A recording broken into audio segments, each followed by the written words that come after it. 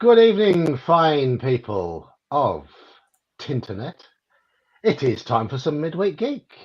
And as you know, I am the old geek because I'm old and I'm a geek. We have Elfbait with us, who is Elfbait because he's elf and he's bait. No, I don't know. That didn't work. No. No, okay. And Sean, you're a mage and you muse. Is that what you? Something like that. Yeah, that's a Something good descriptor. Right, and we have some people in chat as well. Bear. Now, I've just said to the others, I was surprised to see you commenting in there because I thought you were in hibernation, Bear. I thought you'd packaged your nuts away for the winter. Well, what bears do is slow their heartbeat down to 1 beat per minute or something like that. So, yes. hello, Kabuki Kid. It's been a while. We have Lee Baker, we have a Full Metal Dragon, we have a Halakart, and we have a Handy Hewson, and Andy Hewson.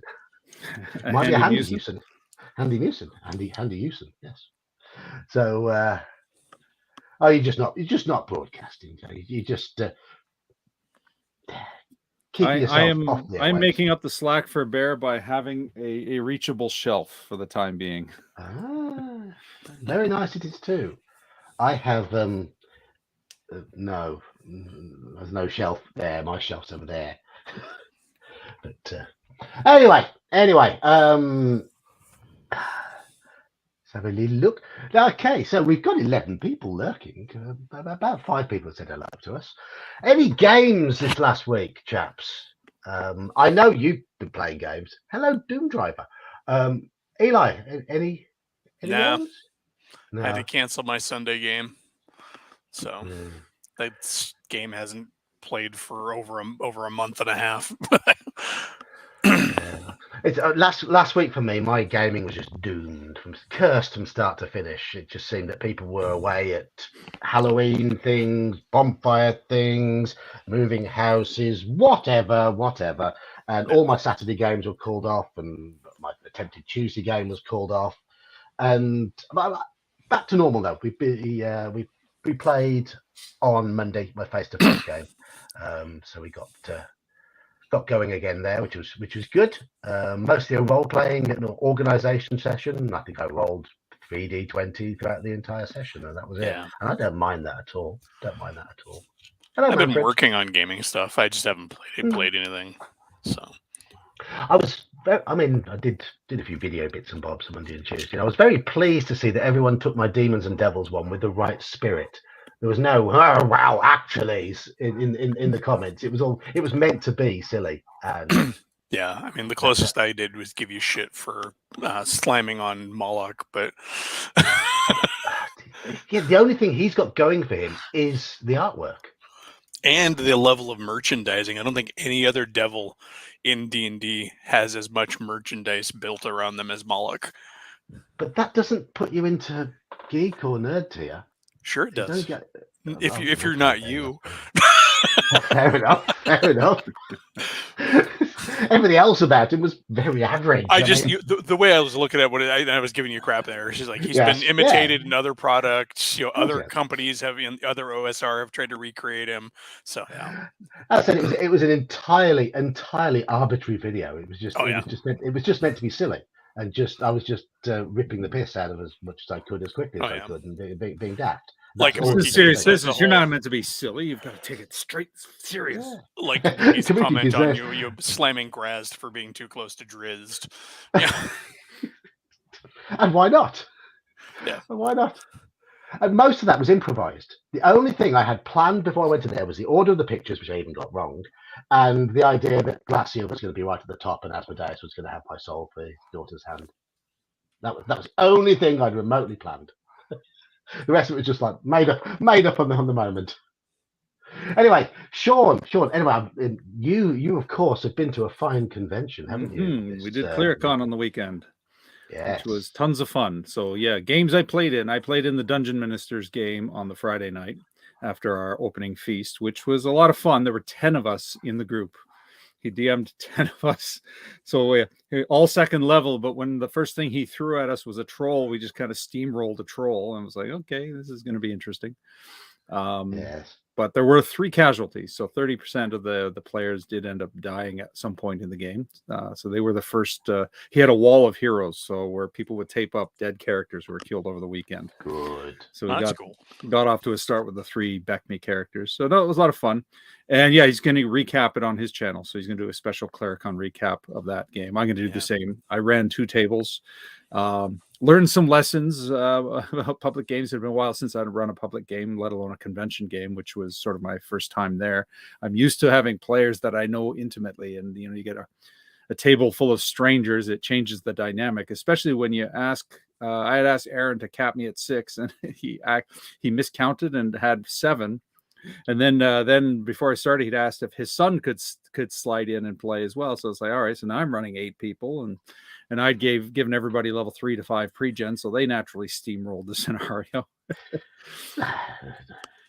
But it was all fun though. It was all fun. I was a little off my game in the evening game. I was getting tired. I only had 4 for that one. I wish I could have split the difference, taken 2 from the afternoon game and put them in the evening. But a little more sluggish, and even a couple of the players were a little sluggish, so I don't think that one was as successful. But I'll talk about that in the videos. I'm going to talk about the dynamic of playing in that sort of scenario.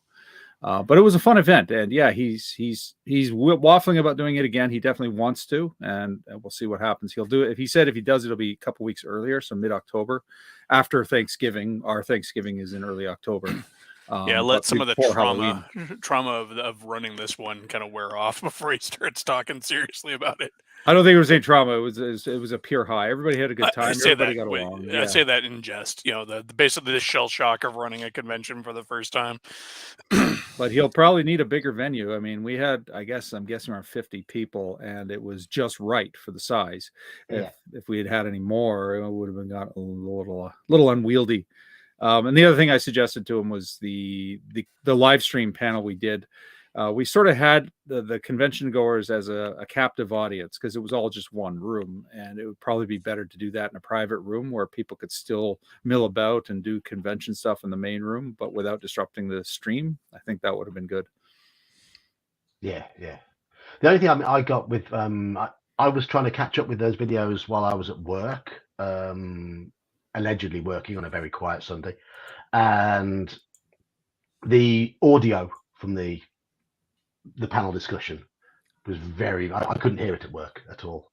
Right. Yeah, because he just set up his phone on a tripod. There was no mic. So yeah, that might be something else to consider, is to mic up set up a camera or something like that. A little better setup. Put some mics on the table. Yeah. But obviously, I mean, it was. But for a first attempt at a convention, for all the glowing reviews I've seen, for everyone saying what a great atmosphere it was, how nice everybody was, I think that's fantastic. I mean, it's come across as being. I want to go next year. Yeah. And the wife has given me permission. So yes. set aside your super chats and stuff like that as your Clericon fund. Over the course of a year, you might be able to pull it off without disrupting your regular income. I might even be able to make it.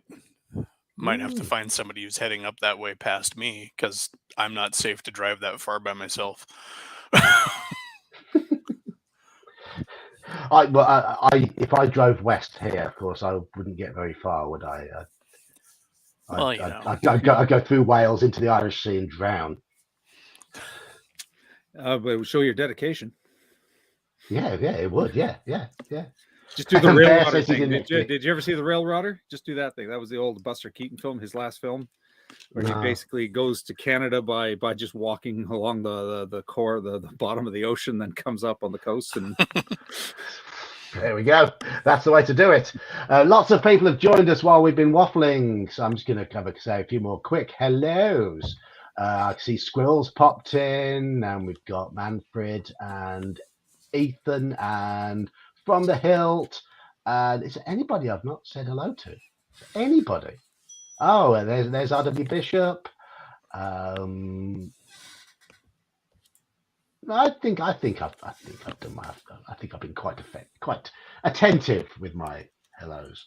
The James Bond Lotus from For Your Eyes Only. Well, yeah. The thing is that those Lotus Esprits were an iconic vehicle, but they weren't very reliable. And the daft thing is, one that runs underwater, they don't even run when it rains. So anyway, I still wanted one.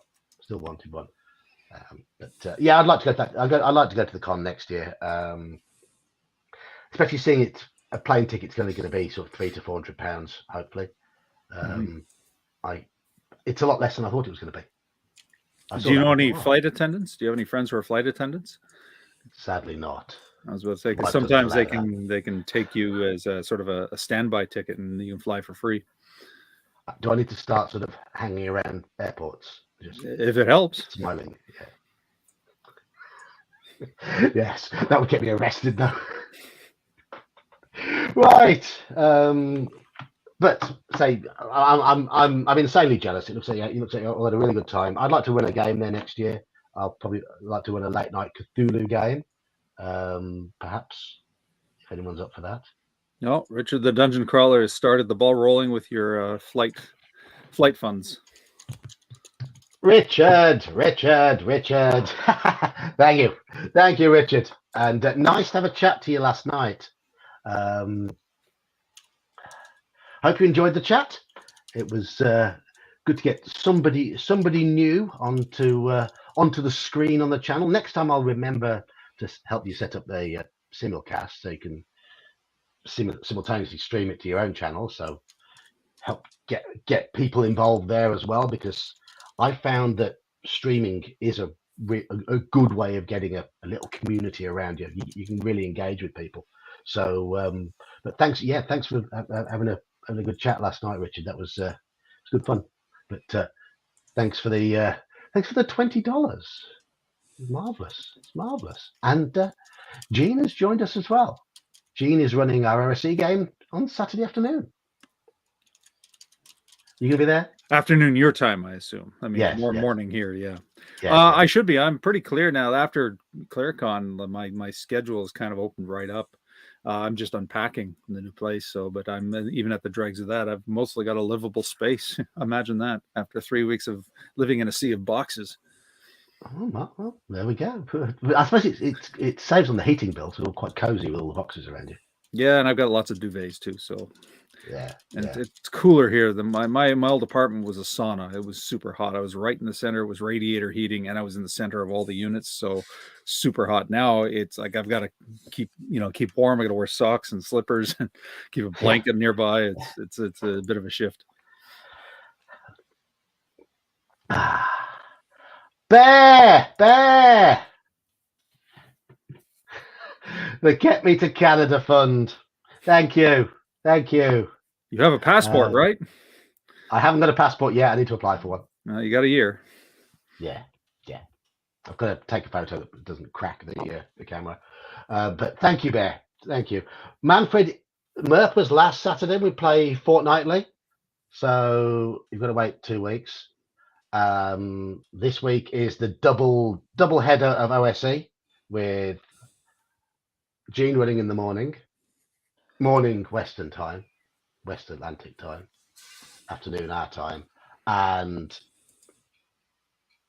the other one is the evening session, which I will be running. So there we go. That's this weekend. What's this? Do we have each have an old duplicate gaming item we could auction off to make a travel scholarship to help people go? Oh, there's an idea. There is an idea. Though I gave all my duplicates away on the 1,000. Remember the 1,000 subscriber stream I did? That was all my duplicates I gave away for that. And anything I got a backup copy of went away as a gift. So yes, Halakar, you need a passport to even cross into the U.S., Canada from the U.S. and vice versa. Now it used to be all you needed was your driver's license, but now they require a passport. Yeah, that was the nice thing living in Washington, where I did trips up to Vancouver were so easy. I could grab a Greyhound, go up for the weekend, come back. Not anymore. So we've had Richard, then we had Bear, we've got Halakar suggesting raising money, and now we've got the Squirrel Hermit. Cheers, Squirrel. Cheers, chaps. Yeah. I can look. Don't all feel sorry for me. I can afford. I mean, if I put away, if I squirrel away £10 a week, that'll cover the travel expenses, and then I just need to find a few, a little bit of pocket money. Well, the squirrel is giving it back. He is, yeah, he is, yeah. So we've got some nuts from the bear, and we've got some nuts from the squirrel. Not sure what euphemism to use for Richard, but anyway, shall we get onto some form of topic? He's a dungeon crawler. He brought you the loot. Yes. And it looked like it was a nice solid treasure type A, one of those good solid ones. But anywho, thank you all for your stunning generosity. We have a topic to go into, and the topic tonight is when I first came back to the hobby and I saw all this gadgetry being used to run games and people running things using PDFs and phones with dice rollers on them, I completely poo-pooed the idea. I didn't want to know. And then we had this sort of enforced thing thrust upon us a few years ago that made us play online. And thus we learned to play over Discord and Roll20 and things like that. And I'd like to think, I don't know how many games you've run online. I think you only run face-to-face, don't you, Sean? I know I run online. I run my 5th ed games online, yeah. I wasn't aware of that. I thought I wasn't aware. So we're looking at tips that we can now give, now that we've got a little bit of experience of running games online, to other people who are in the situation. I've got no advice. I came here to learn from Elfbait because he does all of his games online. Yeah, like John, I would not have, if not for COVID, though, because we were steadily playing in person. I had a space. I had a regular group. I had multiple spaces because I could play in my game room, but I also had a dining room table, so it was really easy to set up. And then COVID happened. Remote gaming was useful. I was able to get players into the playing that I wasn't able to get to my in-home games just because of scheduling or whatever. And it just stuck. and then of course now I'm a bazillion miles away from anybody. So that's the only way.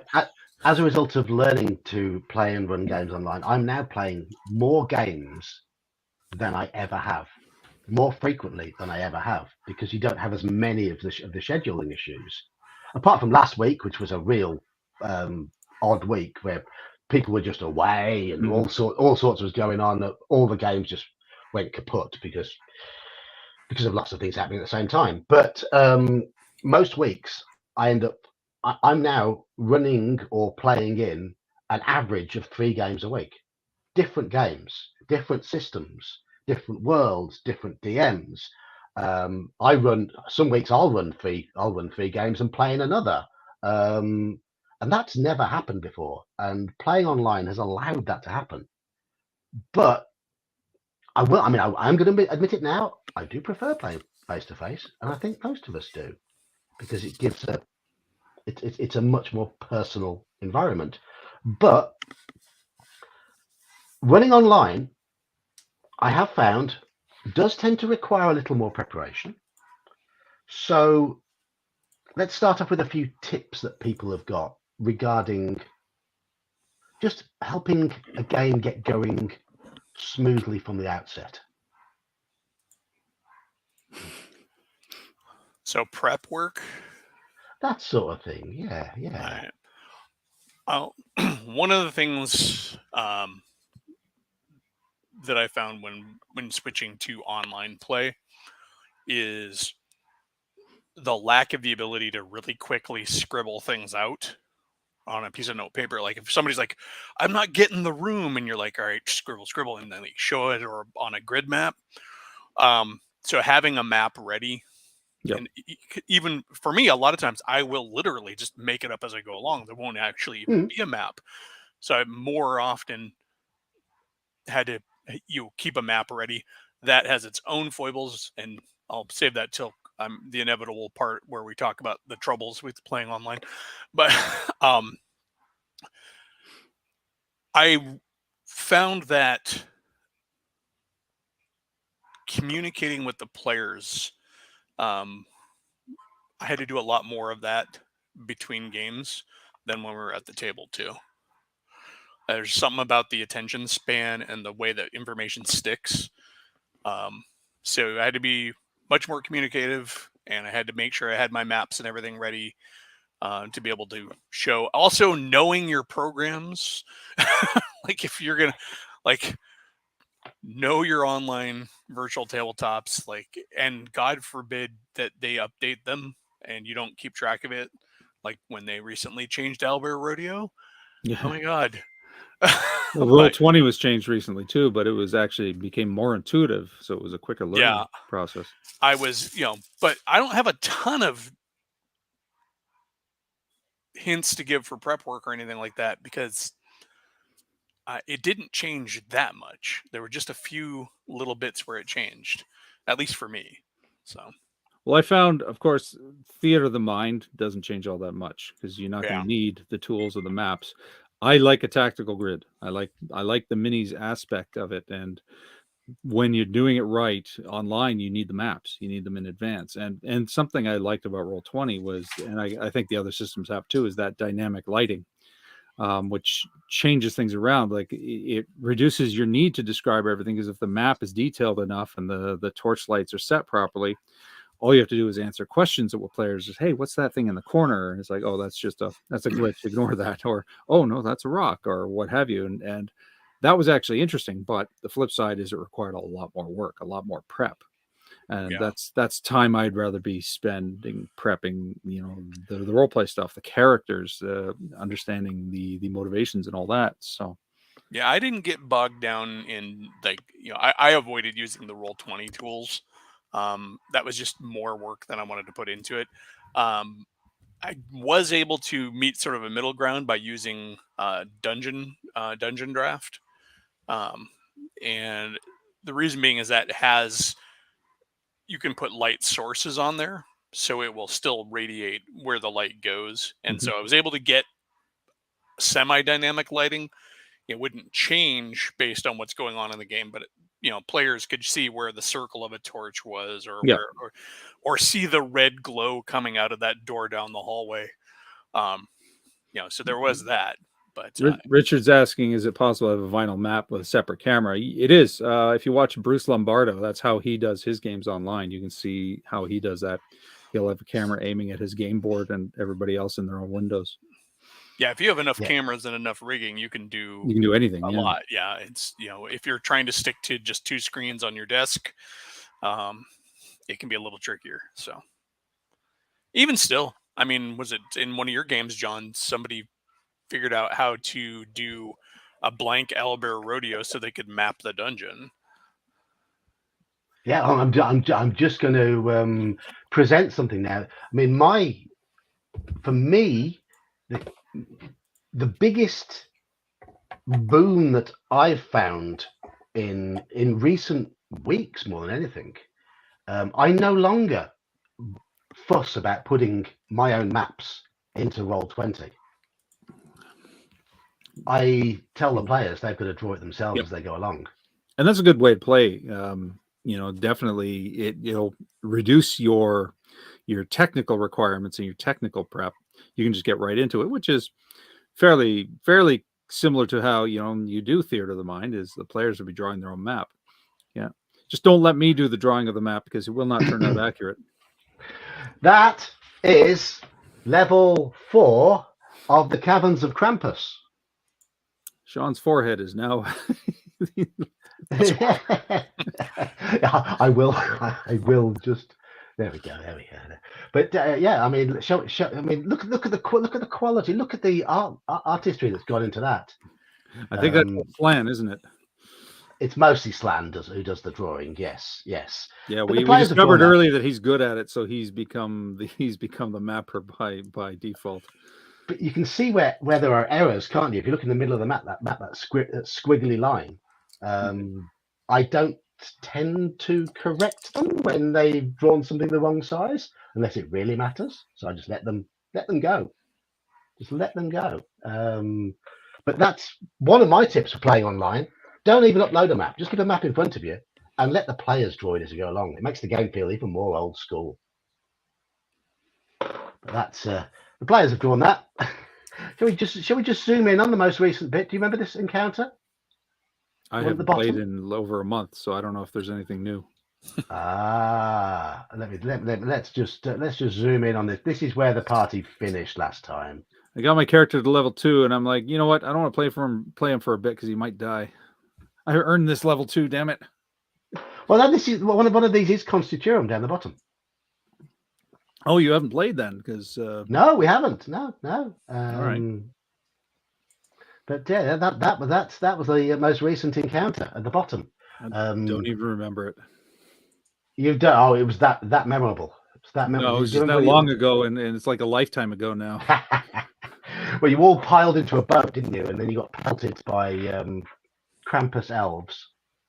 Okay, I remember. Yeah, that's coming. And then you got hit fairly hard by these little gnomey elvy things on the other bank, and you all decided to turn the boat around and go back again. But there we go. That is my biggest tip for playing online is get the players to make the map.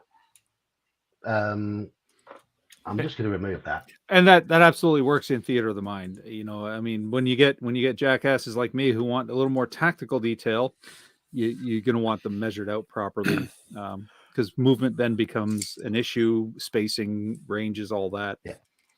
And I've never been a fan of having the players map the dungeon anyways, because it always ends up being 3 times as much time just trying to have them figure out what it is they're supposed to draw.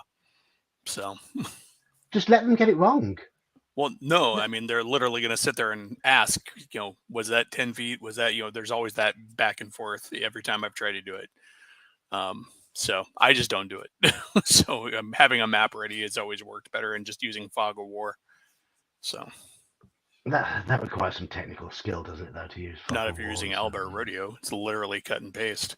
Even Roll20's dynamic lighting is, once you get used to it, it's pretty intuitive. And if you don't want to set up the dynamic lighting, you can just use the cut and paste Fog and War too. So yeah, okay. Dynamic lighting chews up a lot of RAM though, so you need at least 8 gigs. Otherwise, you're going to be slowing yourself down. Then you can become super user. Good evening, Dioga. Like Oscar does. In his game, he had a setup to where we could only see what our icon could see. So it wasn't even like a group map. You literally could only see what you had viewed from your icon's point of view. Mm-hmm. That was nuts. You can also change the range of vision so that, so it's like real vision. It's like you got the 90 degrees, but you can't see what's behind you. Yeah, I mean, unless you rotate your token. Yeah, that was just crazy. He stopped doing that after a while because it had a tendency to mess up. That's the other thing, is some of the programs can be a little buggy with the more sophisticated tools. So one thing I really liked about Owlbear Rodeo is it was literally just laying a map down on the board, and I would grab like a Dyson's logo map, slam it on there, adjust the grid size to match his grid size, and I could just use that. I wouldn't have to put pieces together or anything like that. I could draw a map in any program and throw it down there. I even kept our campaign map on Owlbear, and I had 2 tokens, one for where the party was and one for where they were headed. And that way we could progress. And if they got lost, they'd still have to do all the checks. This is where you're trying to go. And then, if they got lost, their token would move around and stuff. Actually, if they got lost, the token would stay where they last knew where they were. And then, I am going to show you another picture from one of my games, but I will say straight away that if you are of the somewhat easily offended persuasion, then avert your eyes now, because you will see what my other group of players, my Monday group of players, do when they get hold of a map that I've spent hours drawing. Now, this map has taken me a long time to draw. This is one of my hand-drawn ones. I think map making really does help with game immersion as a player. I like making maps as a player, but It's totally going to come down to your players. Absolutely. But this is a game I ran where I've actually drawn the maps and then I've scanned them in, and this takes much more time to prepare and much more time for me to find. All right. Have a look at some of the names that they've put that they've labeled on here. You're gonna have to zoom in. Yeah, we can't It might be. All right, okay. Well, see this little snaking thing up here? That is labeled sperm. They're really grown up. We have the cock crossing across the river, and this shaft here is labeled butthole. So this is what happens when a group of really some finely educated people. Yes, I approve. Yes, but no, these are 30-somethings. These are 30-somethings. But this is a map I drew. I scanned it in, and you can. This is what I would see when I'm running it. But from a player's point of view, everywhere that's shaded will not be visible. Right. So you're using the fog of war. The fog of war, yeah. And that is the first level below the Lost City in the Goodman Games conversion of the Lost City. So this is going down to the Lost City and then below. And that's what it looks like. Anyhow. John, I had no idea you liked the Lost City. You had no idea I like the Lost City? You've never mentioned it. No, I've never mentioned how much I like the Lost City. Well kept secret. Oh, yeah. I'm shocked. In fact, John is absolutely cryptic about his gaming tastes. Slight non sequitur before we go back on topic. Sax, don't have an aneurysm. But I came across this article from a couple of years ago where the guy lists the 5 or 6 worst D&D modules, and the first one on that list was the Keep on the Borderlands. It's like, what? Was he from Bizarro World? So there's a map. Tell me you're an absolute dick without telling me you're an absolute dick. There's a map they didn't get their hands on. Look, I can draw. I can draw maps. That's about it. I almost want to link to that article, Sean, just so I can go tell him how wrong he is. I'll send it. I'll find it and send it to you. It came up in my Facebook feed. Let me get the appropriate props for this. Well, actually, I think there's a good tip here from Nerdy Ogre. Make sure your players have their character's name on the screen. That really does help. Oh yeah, for sure. Especially considering I have a memory of a goldfish. Absolutely. That is the amount of times I've ended up as DM calling my players' characters by the player's name because I can't remember which character they're playing, especially if it's a different game to the one we played the session before or characters have changed. It's hard to remember. So yeah. That's a good little tip. But I as you can see, I do use Roll20. But one thing I'm not mad keen on is the dice rolling in Roll20. 3D dice don't work properly on my computer. You can turn them off. Yeah, but you're having to type in the command in the bottom right as well. There's a dice rolling icon on the upper left there. You can just click on the die you want. You don't have to type it in. It's not as good as the one in Owlbear, in my opinion. Love it or leave it. One of the best physical dice rollers I've run into is the one on D&D Beyond. That one is really good. To the point where it does the miserable thing where you're waiting for the die to actually stop rolling because you're like, the only thing that it can't simulate is the die rolling off the table. Albert simulates it being cocked on the side of the dice tray. Yeah, but it still gives you a result. Yeah, it does. Yeah. But for dice rolling, I would, even if you're not using Albert for anything else, I would recommend having a little Albert window, little session open, and have people do their dice rolling in there. If your computer has the RAM to support it, yeah. That is, it's okay though, isn't it? When you haven't got a big map going on. We found Albert really slows down when you've got a big map and a lot of tokens. That can be an issue.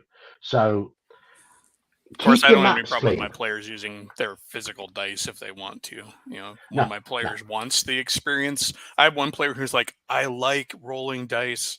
I want the tactile experience. I'm like, all right, cool. I trust you. If you start getting an inordinate amount of really good rolls, I'm gonna call you on it. But so you're on the honor system here.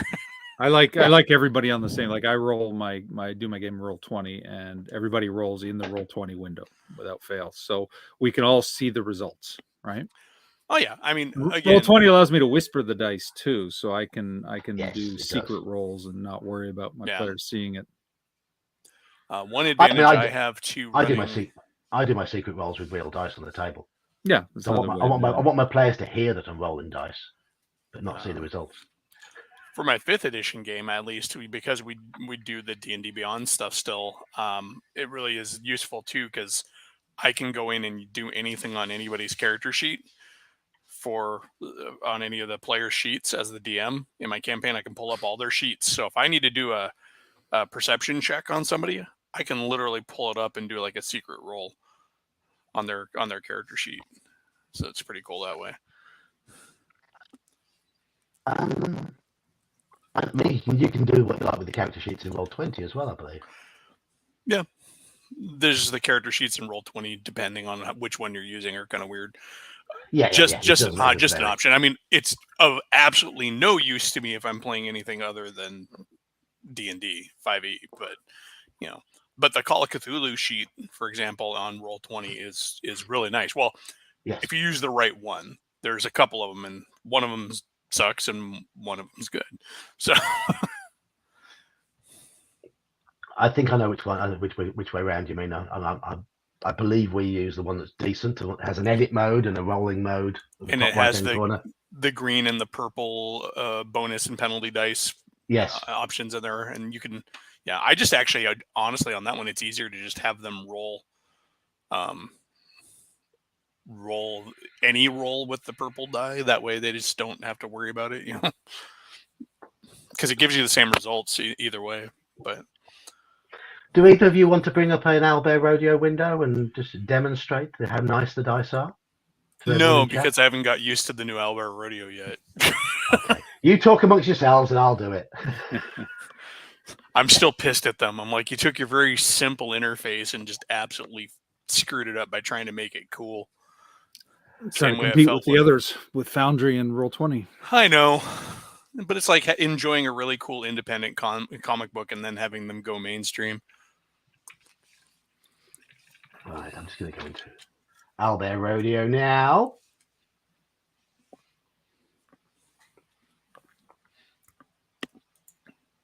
Right, okay. So, I'll just share my screen. This is my Albert Rodeo coming in very, very shortly.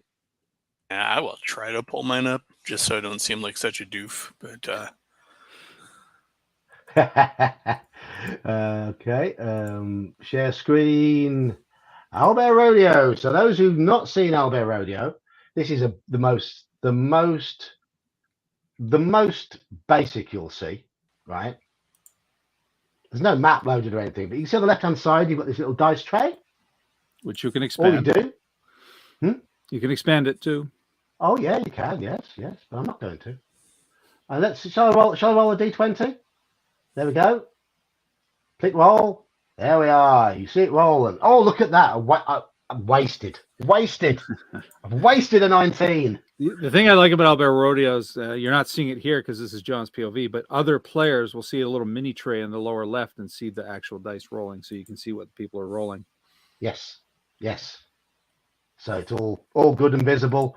And yes, I mean, Richard, people do fake rolls. What is the fun? I don't know. But so trying to achieve win conditions, so they'll cheat. Yeah. But it is having everyone witnessing all the rolls. It helps with the tension. And one thing that's really nice for me about the Albert Rodeo one is it is just a click. You just click and do it. I'm going to call out a couple of regulars now who do. We've tried rolling dice in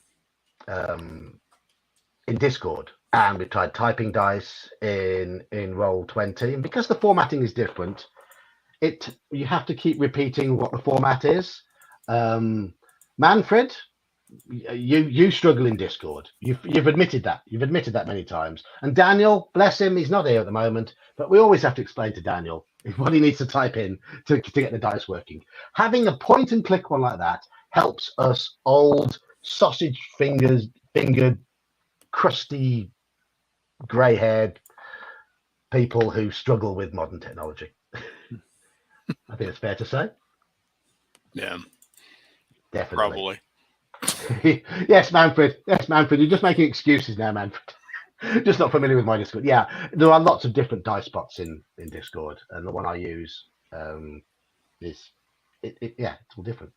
They're all different. But so shall we roll some more dice? I'm going to roll shall I do a 3d6? Look, click it 3 times. There we go. Let's make a character. Okay, we got a 9. And look, that one on the left-hand side is cocked on the side of the tray. But it's still giving us the 3. But so there we are. That's Albert Rodeo's dice rolling. Very, very very nice. And you can change your dice as well. You can change your dice images. I'll just open it up again. Come on, Albert Rodeo. There we go. If I can just remember what you click on to change it. For shame. I can't remember what I click on to change it. Is it bit at the top? There we go. Look at that. I'm going to use these nice blue ones. 1, 2, 3, 3d6. There we go. 6. So that's how hard Albert Rodeo is. Really, really easy. Manfred, are you a little bit behind the stream here? That it wasn't a Mott and Bailey. It was actually a volcano, and that one I was showing a little moment ago. Where was it? This is me being a bit of that one there. That is actually from the Lost City as well, and it's a volcano, and that's the lava in the middle of the volcano. In the center is an Euphrates keep. Now, the problem with Albert, of course, is the map gets more intense. The more you draw it, it really chews up your memory, and it gets slow, really slow. We know we got to the point it was unplayable. If they correct that, then they're going to have a good competitor for the other boys. Absolutely. Because Albert it's very simple. It's very easy. And yes, it does lack a few of the features, but it's getting there. But we've had a few slowdown issues. We've had to have Slan tidying up the maps, haven't we, on a number of occasions, because he is our map guru. But I'll still say it was perfectly fine before they changed it. But I understand that they're trying to be competitive, but I think they kind of built themselves out of their niche. Like their niche was the simple to use it, and everybody could use, and that was the neat thing about them. They had some pretty cool stuff, like you could actually put like a spell effect on somebody and then lock it in as an effect that was locked onto the icon. So as the character icon moved around, they had a mounts option where you could set a particular icon as a mount. So if you moved a character on top of that and then moved the mount, the character would move with it. So that was really useful. I actually had for 5e, I had all the condition rings that I could drop down over the icons to show when they're stunned or poisoned or whatever. So it's pretty cool. Having those just being one click away. I like those little color blobs you can put on your tokens in Roll20 just to signify various effects. Yeah, and Albert Rodeo had this simple, like if you needed a like an area of effect, you could easily just draw a circle. And the nice thing is that you didn't have to try and draw it from the corner like you did normally. You'd hit the pinpoint, and as you expanded it, it would grow from the center. So you could, if it was a 15-foot radius, you could point it at the center and just actually grow it out to 15 feet. So it was really useful and easy. In fact, so useful and easy that I kept forgetting and thinking I was having to do it like you do in like MS Paint, where you have to start at the corner and then draw the circle. One other thing I'm finding, when I first saw that loads of stuff was available as PDFs, I've always hated running things from PDFs. But now that I've been running things in Roll20, I'm going to show you another screen now. This screen coming up now is just me grabbing an image from a PDF, plonking it in Roll20, and using it to add effect into an adventure. Let's just get this one open. Oh, I don't want. I keep clicking the wrong thing at the bottom. I've done a lot more with Roll20 than I have Albert as far as specific stuff. There we go. Anyone recognize what that's from? Isn't that Orient Express? It is. These are the maps that get supplied with horror on the Orient Express. Maps of the train layout, complete with broom cupboard brackets. No, you won't fit there. little bits of humour, but these do help. These do help with describing and getting players familiar with the layout of a train from the 1920s. And you can see at the bottom how my players have now labelled all the sleeping compartments. This was for the Blood Red Fez. My players themselves were in sleeping compartments 1 and 2. That it adds a nice little. But here's the map of London that is provided with the adventure, which helped a quick reference. I don't particularly like moving tokens around a gridded map, but in terms of displaying an otherwise complicated map to everybody can read it at the same time, even more easily than at the table. This is a great way of doing it. All right, I've got one of my Roll20 screens up for my Call of Cthulhu game. That was a really useful thing to have too. I would do, let's see, whenever you want to pull it up there. I'm just going to remove my one first. All right, so this is one of the things I had, basically a list of things that they had located, so items, and I could have the one you ran us through? No, this is not the one I ran you through. These are accumulated through a couple of different adventures. Right. But for my campaign, every time they would find an item, I could have it on here as an item, and then I could make it accessible to players as they became able to find it, even though I could keep it secreted away in my database until they had access to it.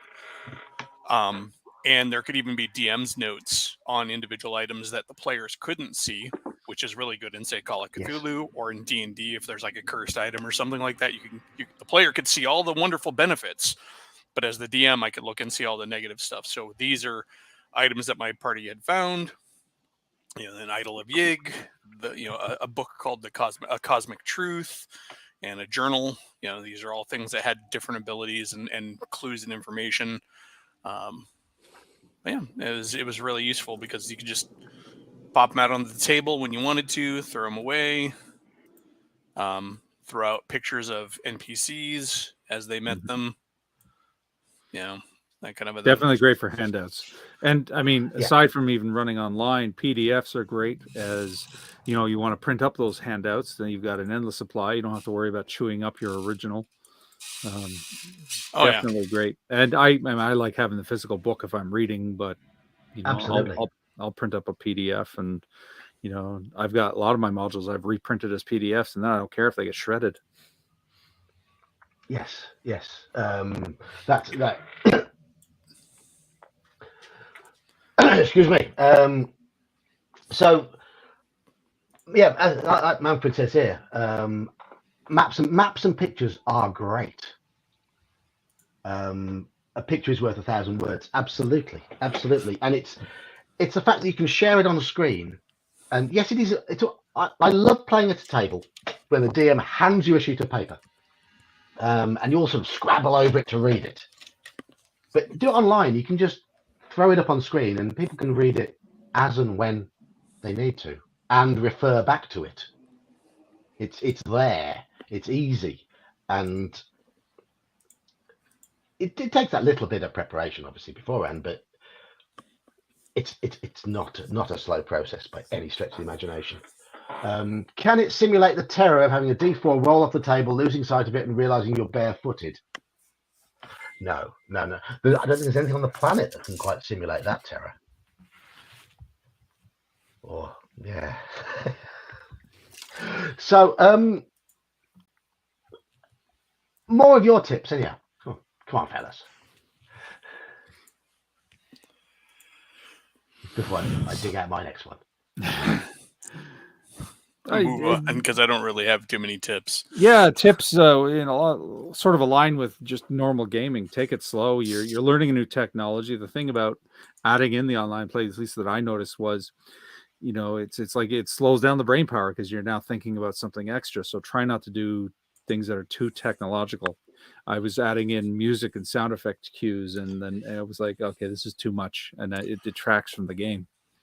Yeah, so you can do it seamlessly, great, but there's a tip: keep it simple. Keep it simple. Because for me, the single most important thing for an online game is to keep it running smoothly. It's so easy to lose engagement. It's much easier to lose your engagement playing online than it is at a table, in my opinion. Yeah. So one of the most important things for me is to try and shift the spotlight around fairly evenly, address players directly, and everyone needs to get into the habit of taking it in turns to speak as well, because you can't talk over each other. It's hard to have side conversations, little side discussions. So the game, the game will naturally play a little more slowly. Yeah, you also have to learn a certain amount of patience that you don't have to learn at the. Well, I mean, you have to have patience at the table, but there is, because everybody's lagging and audio is not coming through real time. It is far easier to talk over people without intending to, and you have to be tolerant of that. Early on, people would get annoyed, and in my games, I'm like, look, they're not trying to talk over you. You guys are both having an idea and trying to talk at the same time, but there's some delay, and so you have to be a little more patient. It does require a lot more willingness to go, okay, I didn't hear that. All right, hold on, let Scott finish, whatever, Scott's one of my players, but let him finish, and then we can come back to you. As a GM, I find that I'm doing a little bit more traffic control than I would at a table. At least verbal traffic control, because I can't, unless we're on camera, I can't just point around the table like boom, boom, boom, You point the wrong direction. Eli. Oh, no, Eli. Eli, there we are. Exactly. All of y'all. No, but so as a DM, you have got to be a little bit more patient. You've got to be the sort of DM who is players have happy to be patient too.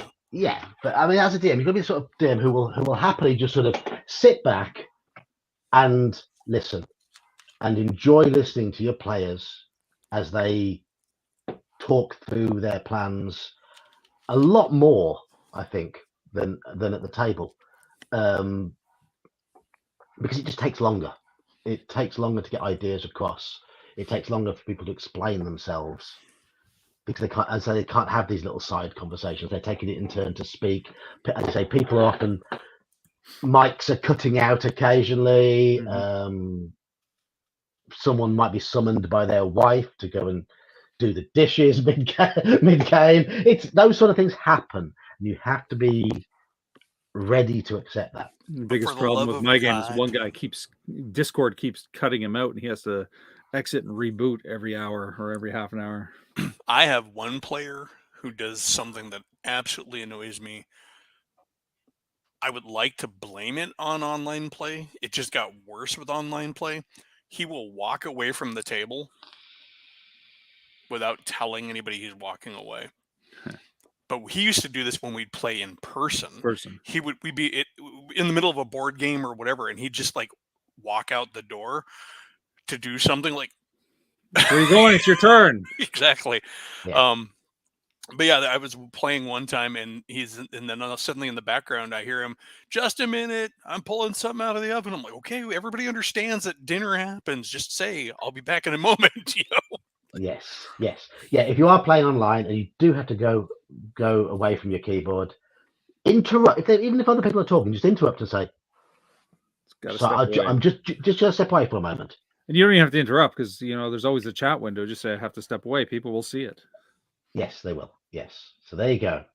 That's a little bit of courtesy, a courtesy tip. Yeah, but that's courtesy. Courtesy applies live or online. Especially if you're the DM. Yeah. One thing, going back to what Eli was saying about having notes. One nice thing about Roll20 is you can have a DM's layer on the map, so you can add little notes to your DM's layer that only you can see. So you can label the rooms ahead of time if you're using your own map that's pre-uploaded. Obviously, you can't do it if the players are drawing as they go along, but quite often I will have a little layer on some of my maps, which just reminds me of what's in each room. So I don't even have to glance at my adventure notes or anything. It's on screen. If they open a door noisily, I can see that there's 5 orcs in a room 40 feet away. I can roll very quickly and find out whether the orcs hear them or not. And having that little layer, a separate layer prepared, is a handy idea to make the environment run a lot smoother.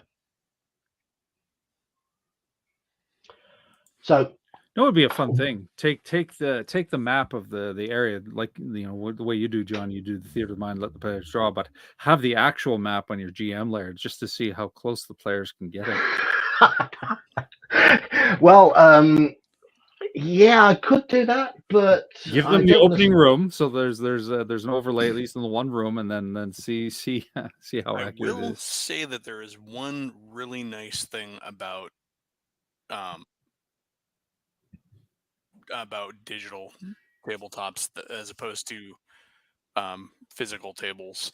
I've been able to run whole dungeons just from the map because I can have so much screen real estate and have all my notes in the margin on the map. Now I could do that at the table, but my ability to have the space and readily able to read it with my eye from like standing at the table or whatever was a little bit limited.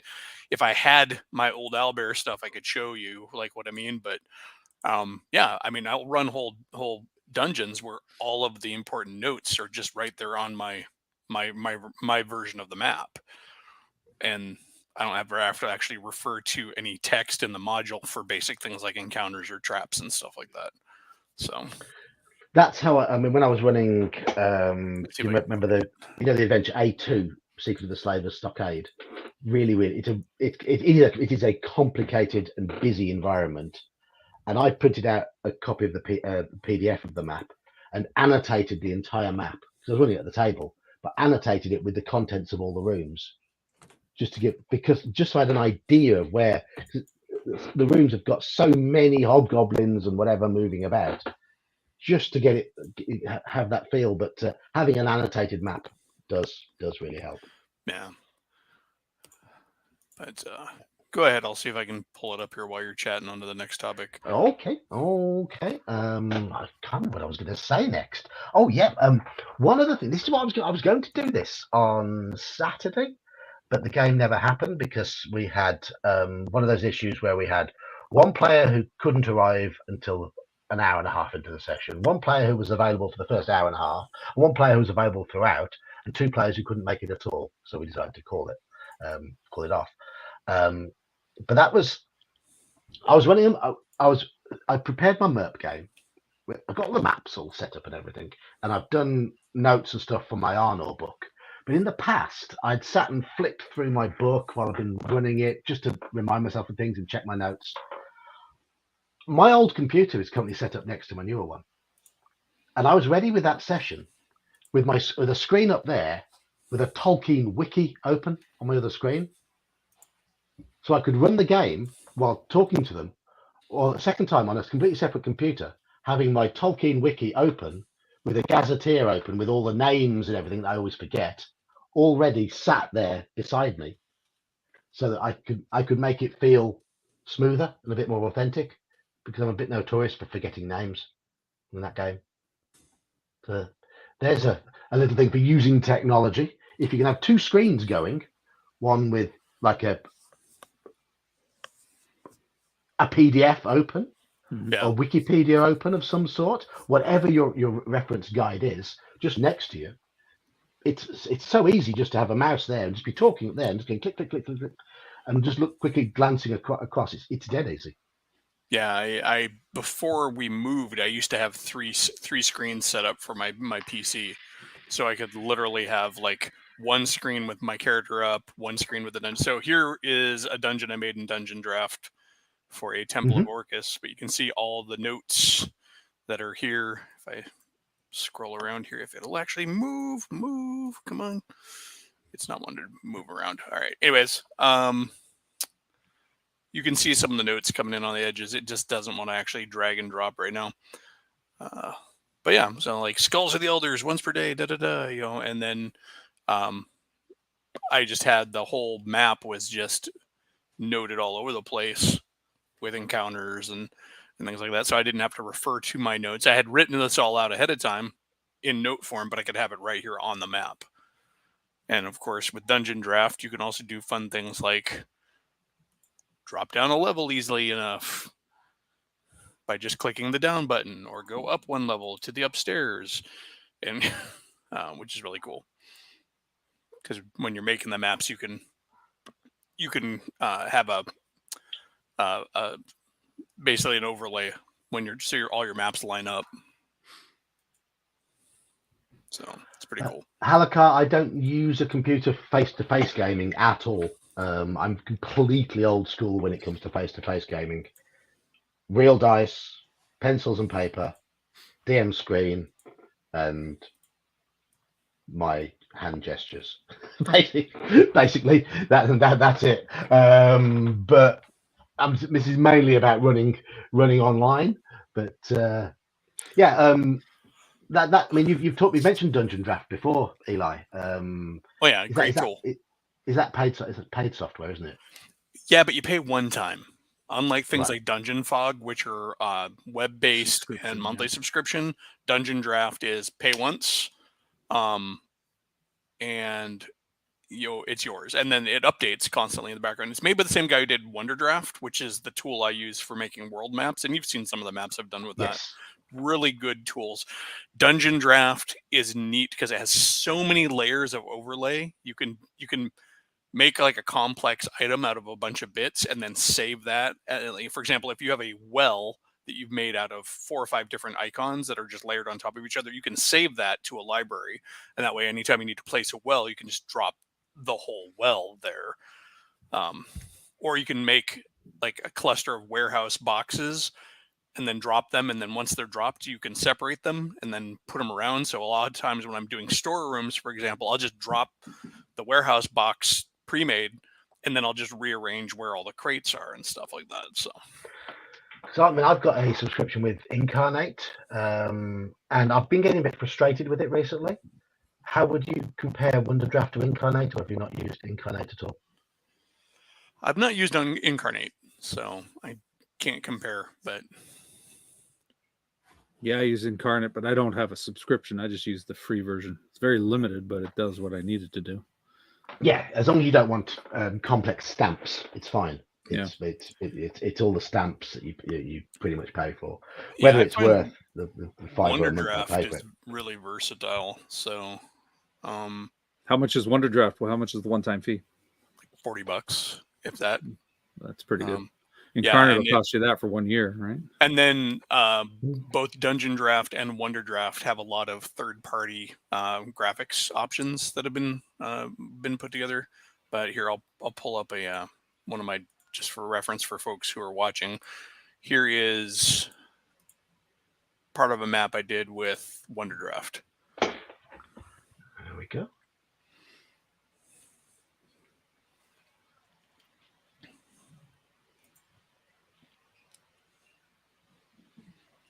And how long would you say that's taken you? This is part of a much larger map, but something like this, now that I'm used to it, an hour at most. But yeah, I can do whole. I think I'm lagging out the stream hardcore with this, so let me get rid of it. That's okay here. But yeah, it's once you get used to putting it all together, it goes by no time at all. I mean, I can do whole world maps.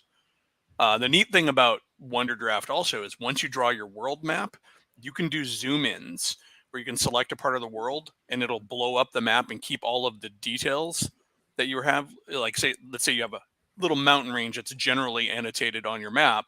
You can then grab a piece of that, and let's say I want to they can do the Dragon Pass, and then you can grab that just by, highlighting an area, and it'll make a separate map for that, and then you can then go in and detail it. So it makes it really easy for, say, doing kingdoms, because you could do the whole world map and just mark the kingdom and maybe its capital, and then you could zoom in around the capital and then do all the surrounding towns and villages and stuff like that if you need. You can that Incarnate's got that as well.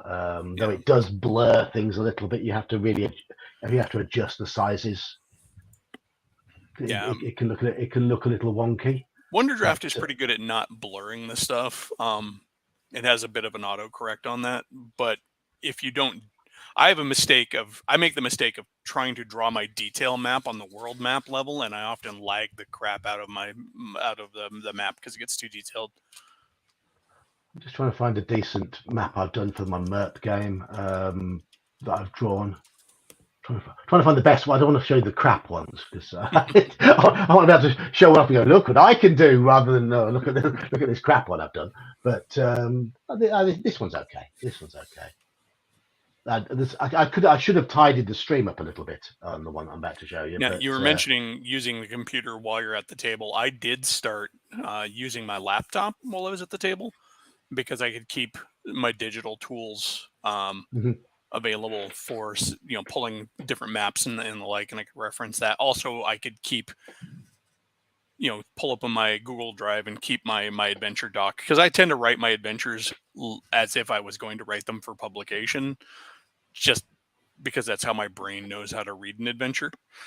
So I could have the original doc there in case I forgot and needed to reference something. So without having to have 8 million pieces of paper around. Yeah. This was a MERP encounter. And this map sufficed for 2 entire sessions. And that's Incarnate, and that probably took me half an hour. But as you can see, I did the stream very roughly. I didn't try to make the stream look pretty or anything. The stream looks perfectly fine. So I don't know about what you're talking about rough. It looks perfectly fine to me.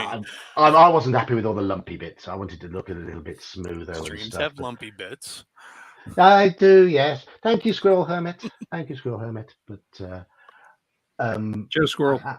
I'm going to zoom that out a little bit because there is more to it. There we can go. You can now see the bottom of the map as well, with these little burial circles at the bottom where Wosies bury their dead. Again, you can see the bits that the players can't see on there. The darkened bits were not revealed to the players. Again, no grid, Sean. No grid at all. No measuring. You're a heathen, man. You're a heathen. I'm a heathen. Yes, I'm a heathen. Well, you can have a grid without the grid being visible too. Yeah, that's just, true. so long as the tape measure is accurate, then it still works. I don't want my players doing that. I don't want them thinking like that. Well, I mean, even if you have a grid, you don't have to have your icon snap to grid. That's true. So you can have the grid for general reference, which is generally how I play it. I don't use snap to grid, so my players will move their icons. And a lot of times they may still be counting the grids, but they don't spend a lot of time going 1, 2, 3. They're just like move here to here, and that way I can quickly reference. Like if I see that the guy's got a 30-foot movement and he's clearly more than, a massive amount more than 6 squares away from where he started, then I can say, all right, pull it back a bit. You're not going to be able to get there. Or a lot of times I'll say, okay, cool. That's where you were trying to go. But this is how far you got. What's the difference between Dungeon Draft and Wonder Draft? The difference between Dungeon Draft and Wonder Draft is Dungeon Draft is dungeons and Wonder Draft is world maps. Okay. The neat thing is that both of them have a number of different graphic styles that you can use that are preloaded too. So you can do Dungeon Draft even has a black and white old school map option, which still is lacking a bit because the door icons don't show up quite as well because they don't have the typical old school like square in the middle of the line door icon. Their doors fit nicely into the wall, and they look like little graphic doors. However, you can go in and do the old school map and then apply geometrics over it through their draw tool, doing little empty text boxes where you need your doors are, and then it makes it really easy to do like secret door because you just do a text box with an S in it for a secret door. Or an L for a locked door, just like the old school. So it's a very versatile program. The Dungeon Draft is the biggest foible, and I was going to hold on for this until we started talking about problems with online tools, but I guess I might as well mention it here. There's so much that you can do so easily with Dungeon Draft. It's really easy to let the map do all the storytelling for you. And that is a problem I found myself falling into. And Sean is buried behind Lee Baker's comment here again. Oh yeah, I just think Sean, you have a fine forehead, so show it off. But it's really easy to let your map do all the storytelling for you, yes. and to fall short of what you should be doing as a DM, or a GM. It's like, okay, but you can see there's spider webs everywhere and a bunch of crates on the thing, and rather than describing it, especially considering it should be an aid rather than a crutch. Yeah, and for example, it can also lead to a lot of, well, what's that? Because I might draw a room that's very detailed and has like skeletons and bone fragments and a shard of a pot and all of this stuff. Next thing my players are like, can I grab that? Is that actually there? But I think that can actually work for online, because I did do one of my games. I downloaded like a very detailed map, and I set up the dynamic lighting. They had their own light sources, and then they just real time explored it, and it was just a matter of they point to something and say, okay, what is this? What am I seeing? And it actually worked really well, because then you can give them that feel of real-time exploration. And when something jumped at them, I just say, okay, freeze, everybody stop moving. That's the position they're in when we go into the initiative turn order. So it worked pretty well. If you have a detailed enough map, that can really be an interesting, different way of playing. Well, the detail maps do serve a great purpose, because they can very much help establish a sense of tone. Like, I mentioned earlier, if they're going down the hall and they can see the red glow coming through the open archway from a room that they can't see, they're like, what the hell is that? And they might not go there. Without you as a GM who's trying to shuffle everything else, you might forget to mention that there's a red glow coming from down the hallway, because you just get lost in the other things you're trying to describe. So that is useful. One nice thing in Dungeon Draft, real quick, is the water depth. When you draw water, anything that's set in the below water layer will actually show up underneath the water with ripples, and you can change the color of the water. So dungeon water can be gray and murky, whereas open water can be blue, and so it's pretty cool. I'm not seeing any. I've just seen Nerdy Ogre's reply to Bear in chat. I've not seen any comments from Bear. He hasn't replied. He hasn't said anything since the beginning of the stream, I don't think. Oh no. Maybe he's lagging also.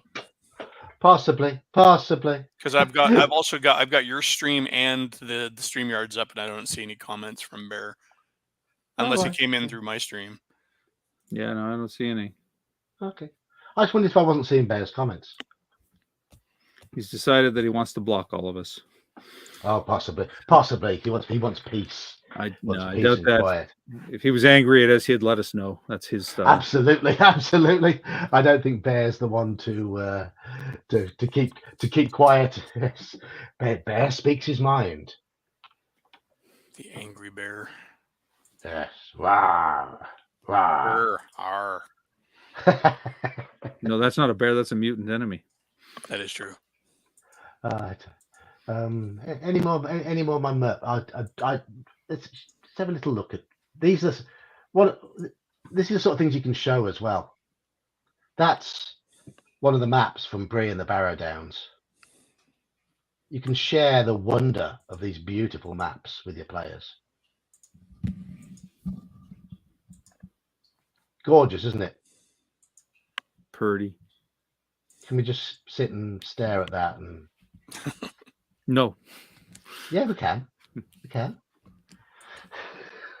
Anyway, but yes, it's you can get hold of maps very, very quickly and just flick through and scan them in from the PDFs or copy them in from the PDFs and whatever. As you can see, my list of, if you look at the top of the screen here, there's loads of maps there, though some of them aren't very well described. You know how many I've got called untitled.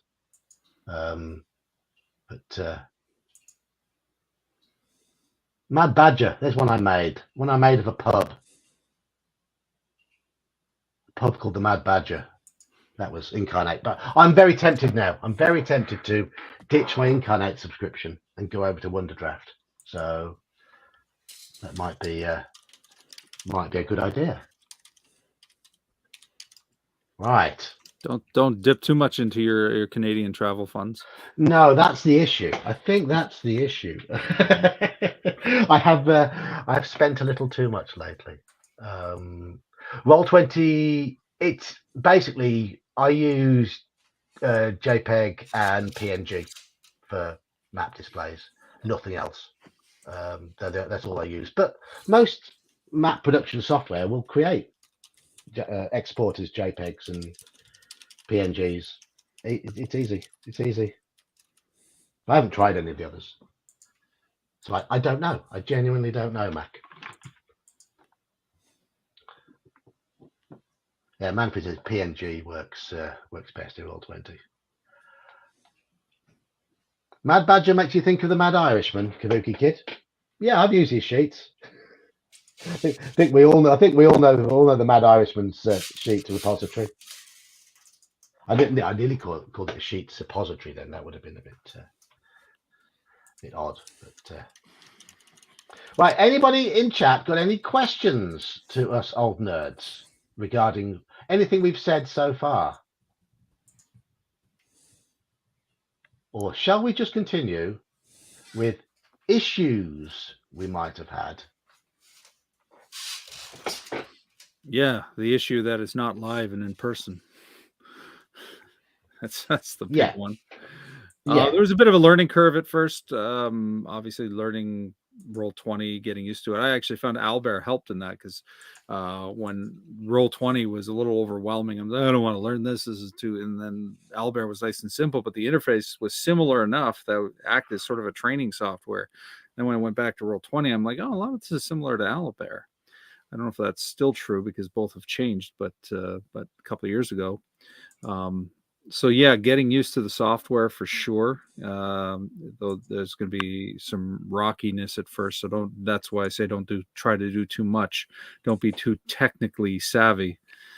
Because you've got to remember your players have got to get used to it as well. Yeah, exactly. And futzing with technology while you're trying to tell a story or run your game will just bog things down, and often players will be sitting there and twiddling their thumbs while you figure shit out. So, been there, done that many times. I think there's also a kind of an urge to try and use as much of the technology as you have, and kitchen sink approach. I would say honestly, if you're probably going to be better off keeping it as close to tabletop experience as you can, and so a lot of those tools may not be necessary. Yes, dynamic lighting's cool and it can do all the stuff that you literally could not do at a table, but at the same time, you don't have to use that, and it's okay, I guess, to not use it, because I think a lot of people get that toolbox and like, I gotta use it, I gotta use all the cool stuff, but no, you really don't.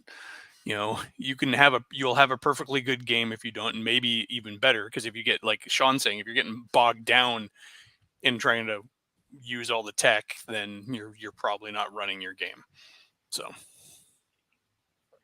Max asked about a size limit here. I was just typing a response. All right. I can't remember the upload size limit. I remember I tried to upload a high-res map and it wouldn't take it. That it didn't give me a note, a little disclaimer saying it can't be above this size, so I just use a smaller resolution. But you're also limited by your account size.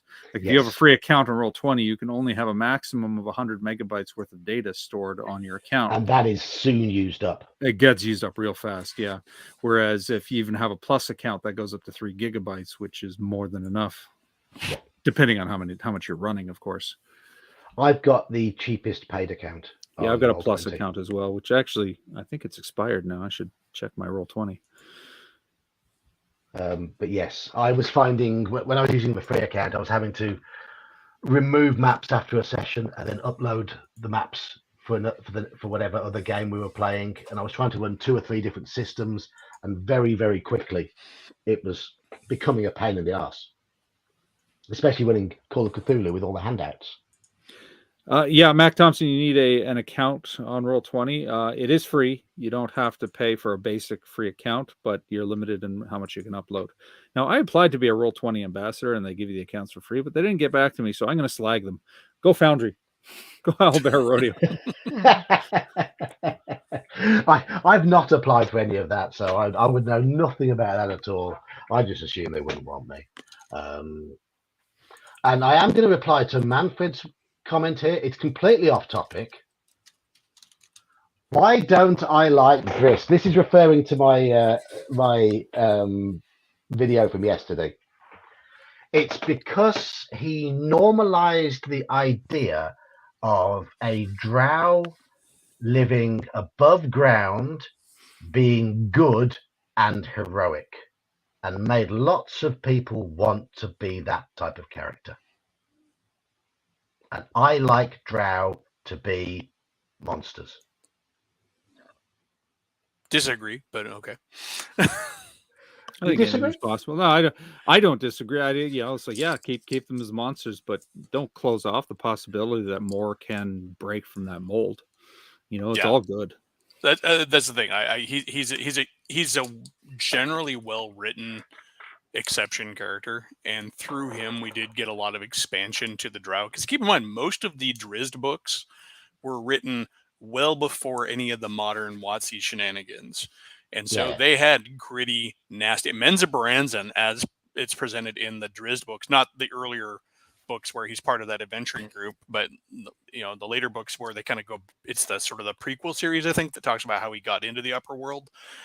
They portray the drow as just absolutely just nasty.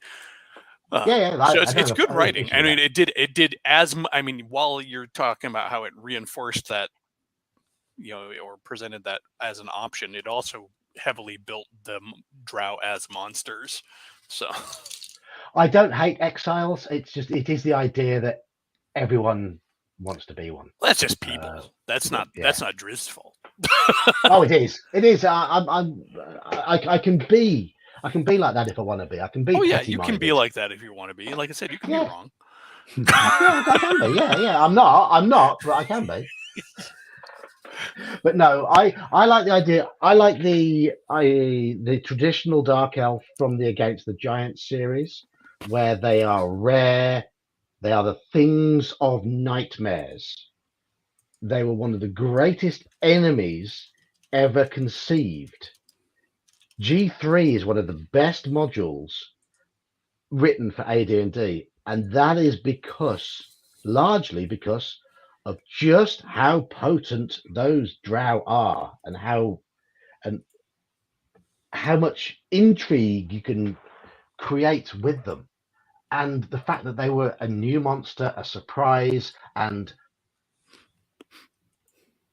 the idea they were demons and devils to elves. That was it. In Greyhawk at that time, the drow were only the sort of thing that were talked about to make elven children scared and go to bed at night. Yeah, I mean, I think that's true of just about anything new. Like I feel similar to similar with the Gith Yankee, Gith Zere were always these weird enigmatic planner humanoids with this cool backstory about having revolted from the from the mind flayers and all of that. And then when Planescape came around, they became just a character race. So I get you. I don't have a problem with either, but I can see there is that erosion. Just like tieflings used to be weird, crazy oddities from Planescape, and now they're in 5th edition. They're a race that has had a kingdom of its own at one point. Yeah. So I think anytime something gets introduced into the game, and we're way off topic, it will eventually be mainstreamed. Yeah. It'll eventually be mainstreamed. Yeah. Yeah. I prefer. Yeah. Anyway, so we're going to go back to issues with technology. Now, one of the biggest ones we've had recently is we have alluded to it, and that's with everything slowing down. That's with maps getting too busy, and that is due to the limitations of both the software we're using and our own computers. I mean, Sean's probably the best one to describe just how bad Albert got on occasion. I think you had it worst out of everybody. Yeah, it was weak. You do something and it just doesn't move. It's like completely frozen. That's a limitation that gets overcome as the computers improve. That's just it. I remember being, even as a kid, playing video games and having my limited computer, which when I got it was good, it was powerful. Then 2 years later, it's obsolete and the games are slowing down. You got to get a new computer, and it's the same here. But when you're relying on it for the game, it disrupts it. It's a problem, yeah. But I think Roll20, the way somebody described it to me, see anybody in the chat can correct me if I'm wrong, but I think Roll20 relies on the host computer or something like that, whereas Foundry is a server-based thing. So so long as the individual's got a computer that can match it, then you're good. So I tried Foundry a couple of months ago, and it was lightning fast and very detailed. It was amazing, and I'm tempted to switch over. I just got so much uploaded on Roll20, so I don't want to do all that work again. Yeah, I mean, I had a lot of issues with Roll20 on my old computer. I couldn't put too many tokens on a map. I had to drag them on when I wanted them and delete them afterwards, because once I got to more than 15 to 20 tokens, it was really, really slow. You got to keep an eye on the sub processes, make sure your tokens don't have vision enabled. If they're NPC tokens, only player characters need vision enabled.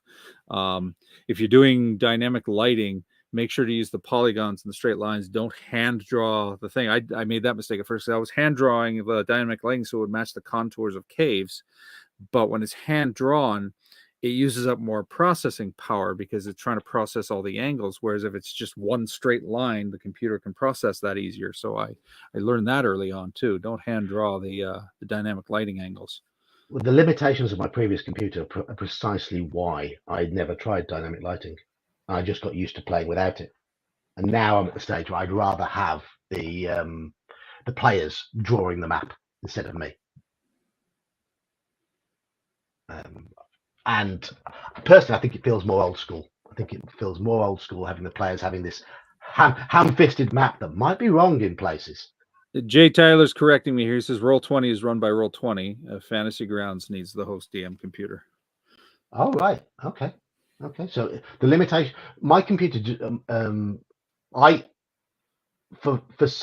think my friends, when they were playing, that might be right. Actually, it was my computer that was slowing down when we were playing their computers, because they're big gamers, and was absolutely fine. But and they have gaming computers, so there's extra processing power. Yeah. My desktop is a 10-year-old PC with 4 gigabytes of RAM, so things slow down really fast.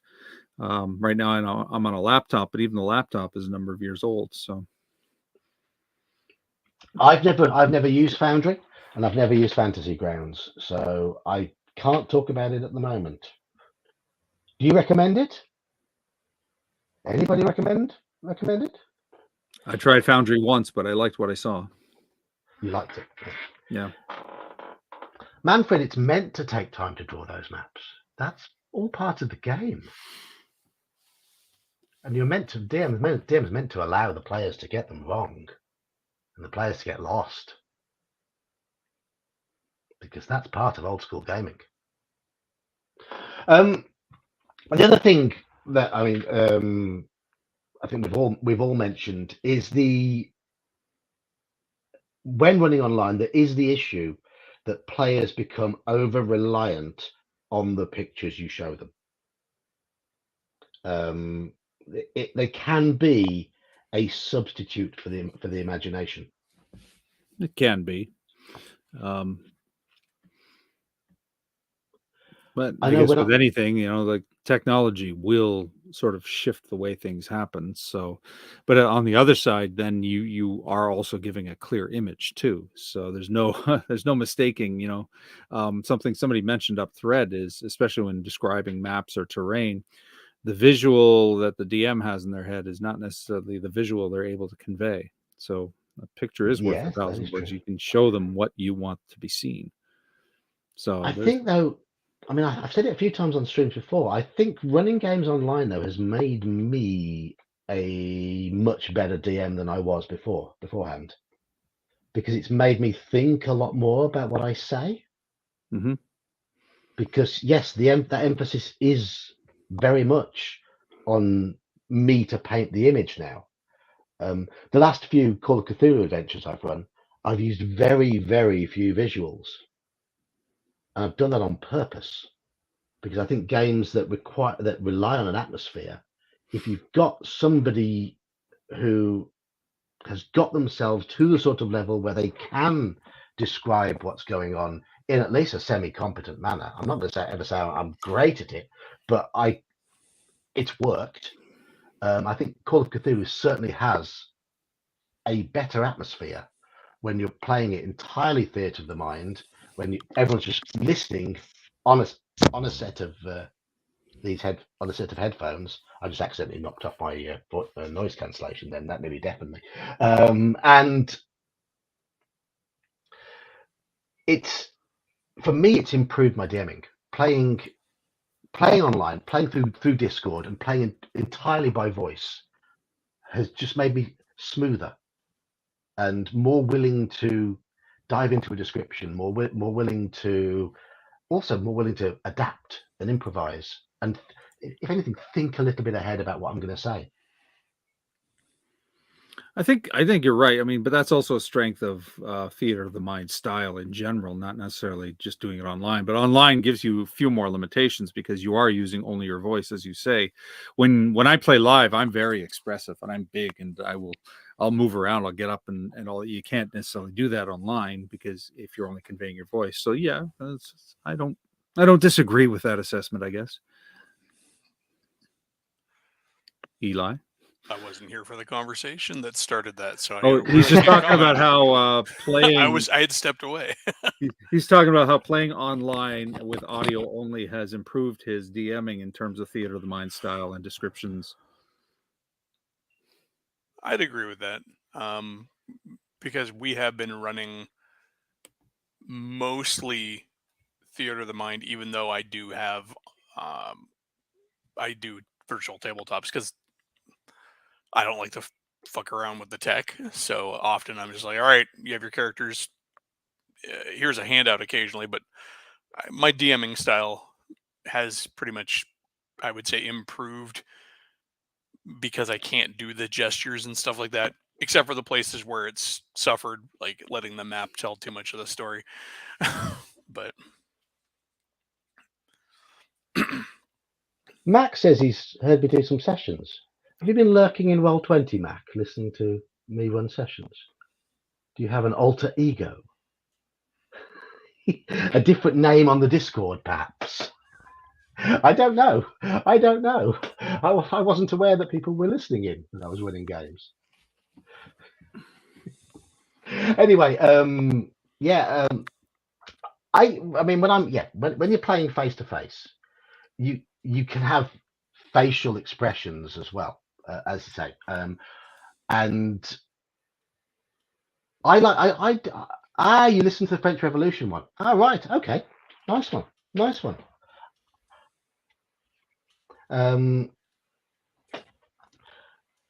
So you've heard my bad French accent, but everybody's got a bad French accent. Yeah, but certainly, I mean, yeah, when you play face to face, I also like to get up and move around. Not all the time because I'm getting old and I creak and I end up sitting down and getting comfortable.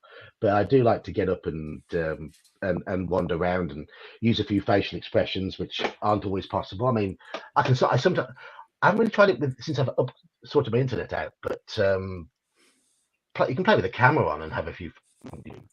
You don't know whether people are actually paying attention to the visuals in Discord or not. So often that's wasted. But I don't know if my face is all that expressive.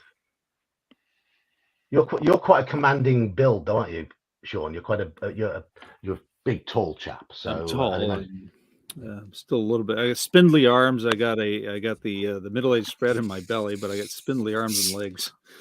But you also have experience being a performer, so once upon a time, yes. Yeah. So yes, it does take that away, but I think it. What I'm saying, I think it really focuses the DM on providing descriptions and makes me think more about what I'm saying, and makes me think more about trying to paint a picture and trying to keep the game flowing, because you become more aware of the pace of the game, I think, online. That does work. Kind of, there's a double edge to that sword, though, and that's without being able to see other people's faces. It's really easy to just ramble on as a GM and get into your description and your whole character flow and your NPC, because you're not seeing the player's expressions on the other side. You're like, oh, I've gone too far. I should let them talk. But it comes with practice, though. Pacing it with practice. Yeah. Yeah, but if you get into the flow, I mean, I've often found myself, really getting into an NPC and then realizing nobody's doing anything, and then I'm like, all right, so I gotta stop. I like to light a fire and get them talking and engaging with each other and just sitting back, but it helps if the players are proactive in that regard. It's you do your thing and then they look at you expectantly. It's like, oh crap, what do I do now? That does bring up one foible of online play, is that without being able to see each other, so even if you are on camera, the awareness of the lag and delay in online play often leads players to not jump to speaking like they would normally and being as fluid. Because I've had my players actually say that to me, like, I didn't want to bark out and like talk over somebody. I'm like, well, nobody's talking, so by all means, please do. But they were waiting because they couldn't see the body language cues, or those little micro cues that people give when they're about to say something, like they could around the table. What I'll sometimes do is just go down the list and say, okay, Claude, what do you want to do? Les, what do you want to do? And that helps, because then it becomes an order. But yeah, definitely in person you get the body language cues, the interaction. You have to be conscious of that and do that specifically. Like, all right, what are you gonna do? What are you gonna do? What are you gonna do? Because at the table, as soon as they see you stop talking, very often they're gonna start barking out or maybe even before you're done talking. But so that is true. That is true. But I said something else I mentioned in terms of the pace is online play is definitely a lot slower. Partly because people do wait sometimes to speak, but you can't talk over each other. You can't have side discussions. But something I've underused in Discord. I find Discord is very good for taking a player to one side and having a very quick discussion. You can do it send more private easily. messages. Yeah. Yeah. Roll20 allows you to whisper messages to each other as well, so you can do that without leaving the unit. Yeah, I think the DM can see everything anyway. But don't screw up in your whisper messages, because then everybody's seeing them. Yeah. I tried doing that once before, and like, that didn't come out right, did it? Because I mean, certainly, I mean, with some of the games I've run, I have got a little side Discord channel where I say, "Oh, just come into the other one," and you can just quickly have a quick chat with them, and then both of you jump back, and it actually takes less time to do that than it would if you were face to face. I keep this handy, and while we're playing, if I need to jump into a private communication, I'll just text them real quick. Because I can be talking and doing this at the same time, because they can multitask really well. And it's like, all right, so a personal message here for you. Speaking of personal messages, from Pulp Squeeze. There's a story there. I don't know if I should share it or not, but let's just say I am the chupacabra. But so, in terms of the platforms we've got experience with so far, do you have personal favorites? If there's one to recommend, a lot of people are saying they like Foundry in chat. I've never used Foundry.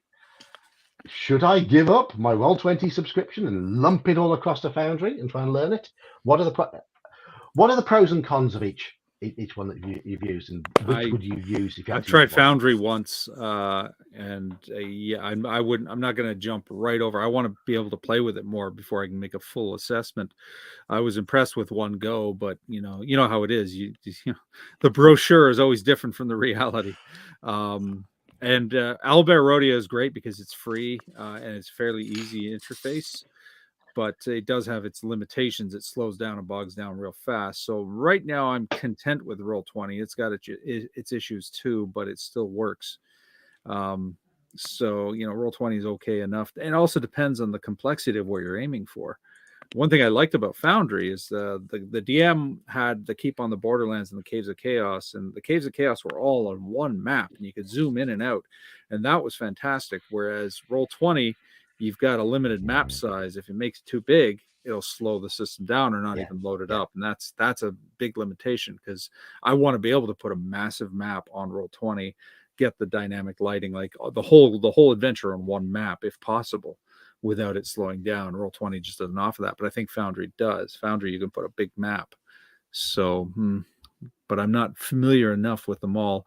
But I would say definitely, if you're just getting into it, start with Owlbear Rodeo, because it's also a good training ground, because by the time you're sort of used to Owlbear Rodeo, the shift over to Roll20 is actually pretty easy. So Manfred says keep maps in Roll20 below 100 times 100. Yeah, but sometimes you like a big world map. Yeah, like a 25 by 25 map is nice and fast. You don't have to worry about issues, but it's small, and you just have to keep switching them over. I do like in Roll20 that you can divide the party. Like I can take players and put 2 players on one map and 2 players on another, and that can actually be fun. It's the players can hear what's happening to each other, but they can't see anything.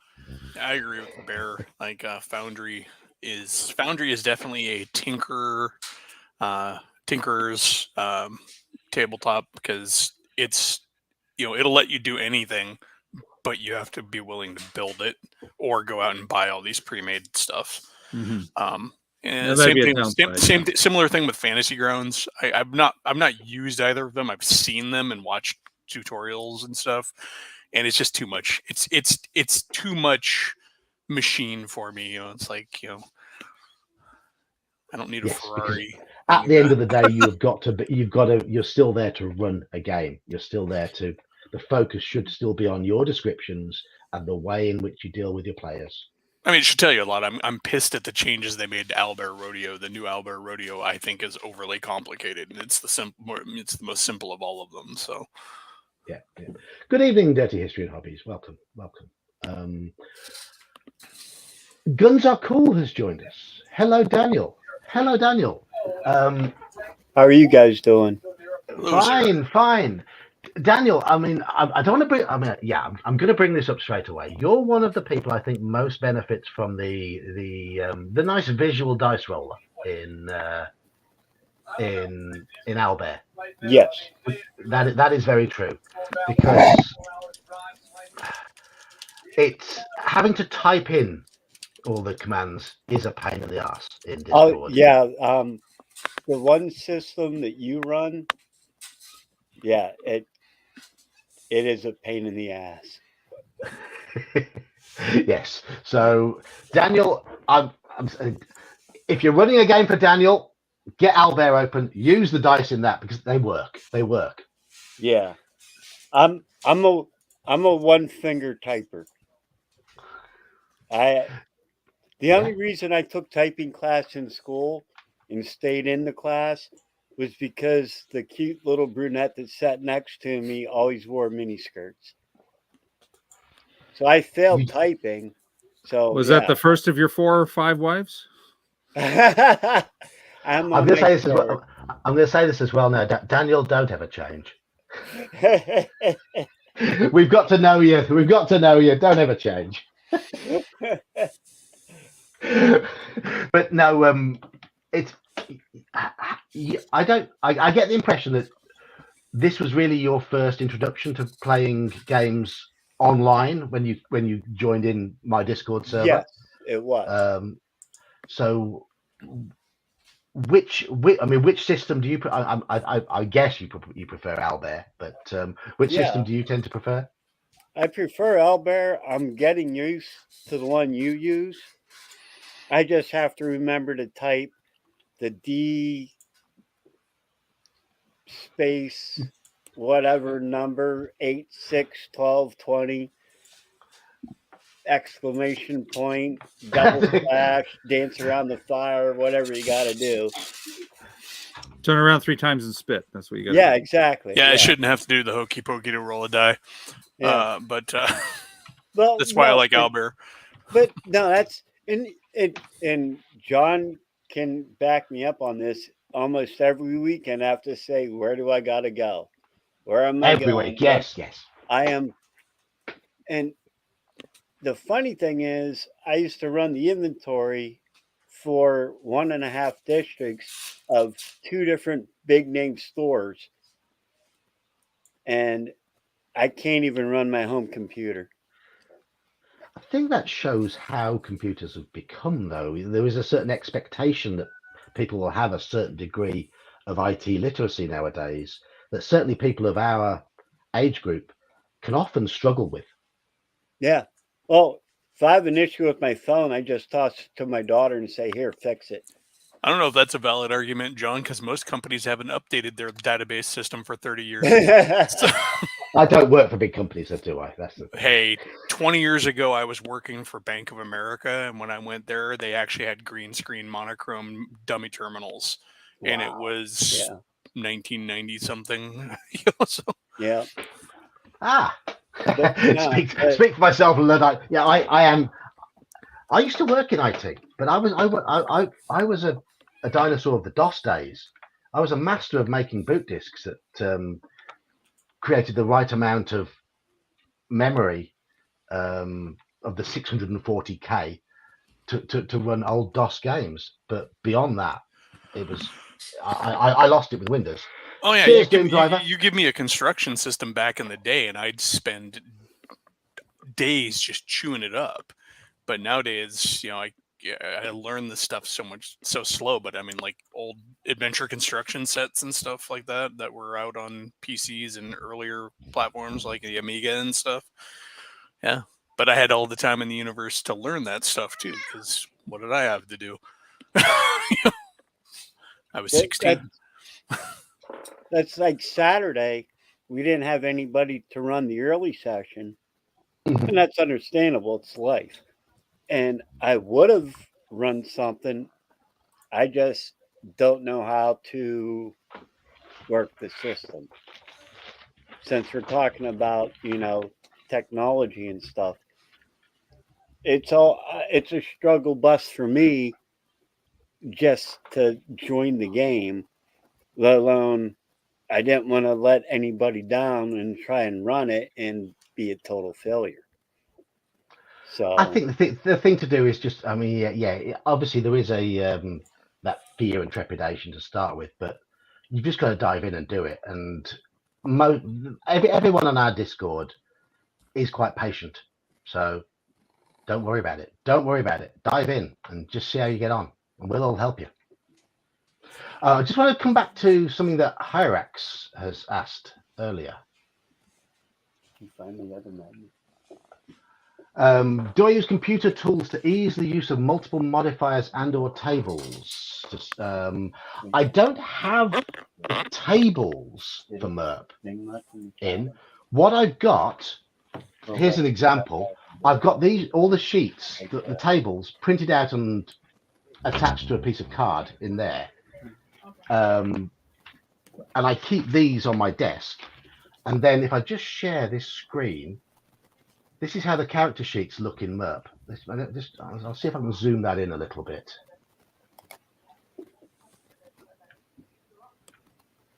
Are you able to see it a bit better? There we go. This is a sadly deceased character. This was one of the characters that was playing. And if I go to the skills page of the character sheet, you'll see that it's done all the mathematics along the lines for you. And if you're familiar with an attack roll in MERP, click that. If there's any modifiers, you type them in there. So say, for example, some of them are automated, but if, say, for example, this character's got a plus 15 bonus due to positioning, and that will now appear. If I can just, I've just screwed up my, there we go. Look on the right-hand side now. There's the roll. It's come up with a roll of 0. Which, did I type in plus then? That's my fault. I'll do that again. Modifier, 15. I typed in plus. That is one of the bugs. There we go, that's better. If you type in plus, it comes up with a roll of 0.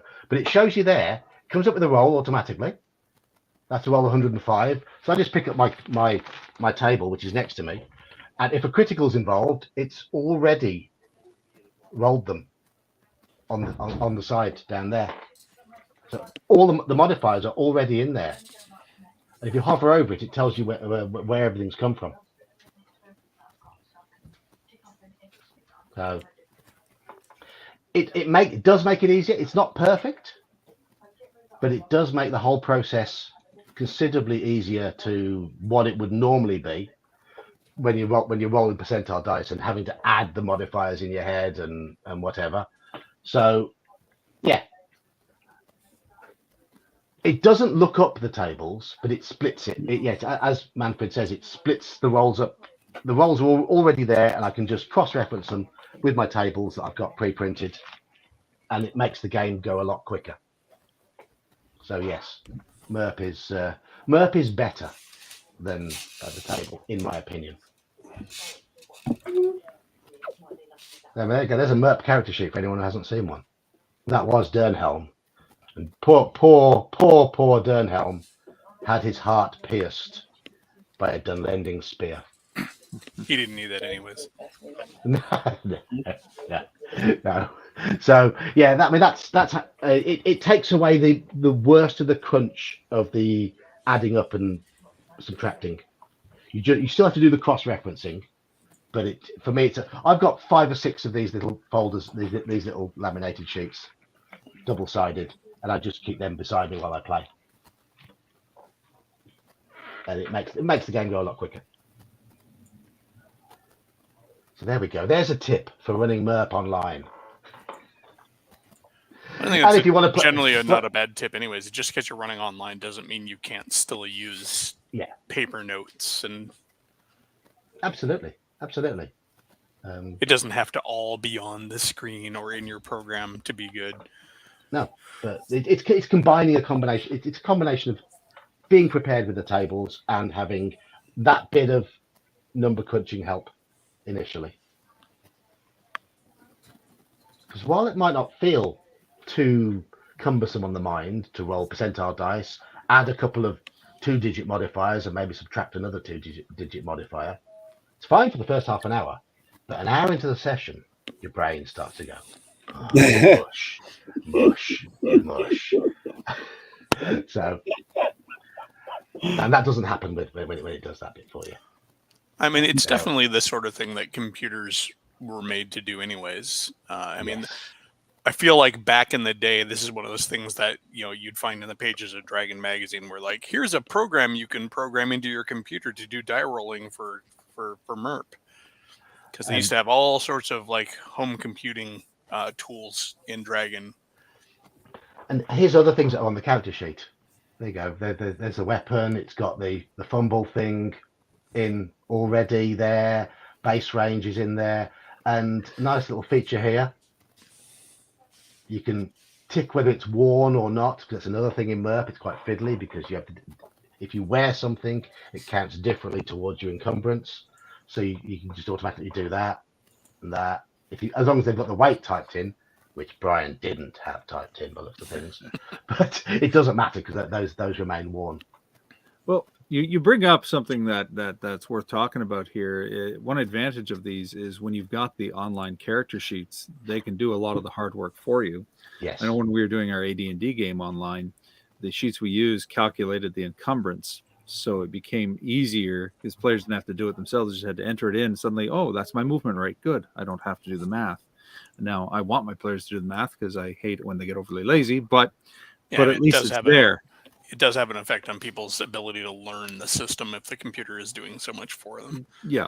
So we've been playing 5e for 3 years using D&D Beyond character sheets, and a lot of my players still don't have the basics of their characters. I get complaints. I got a complaint from one of my players for my 5e game when I told him we were using variant encumbrance. He's like, what's that? he started realizing that, gear weighs you down. It slows you down. I was like, why is my character so slow? I thought I could carry 200 pounds. It's like, you can, but there's increments. With MERP, though, when they create the characters, I talk them through the various effects of things. So they get the basic idea. It's just they don't need to keep referring to it.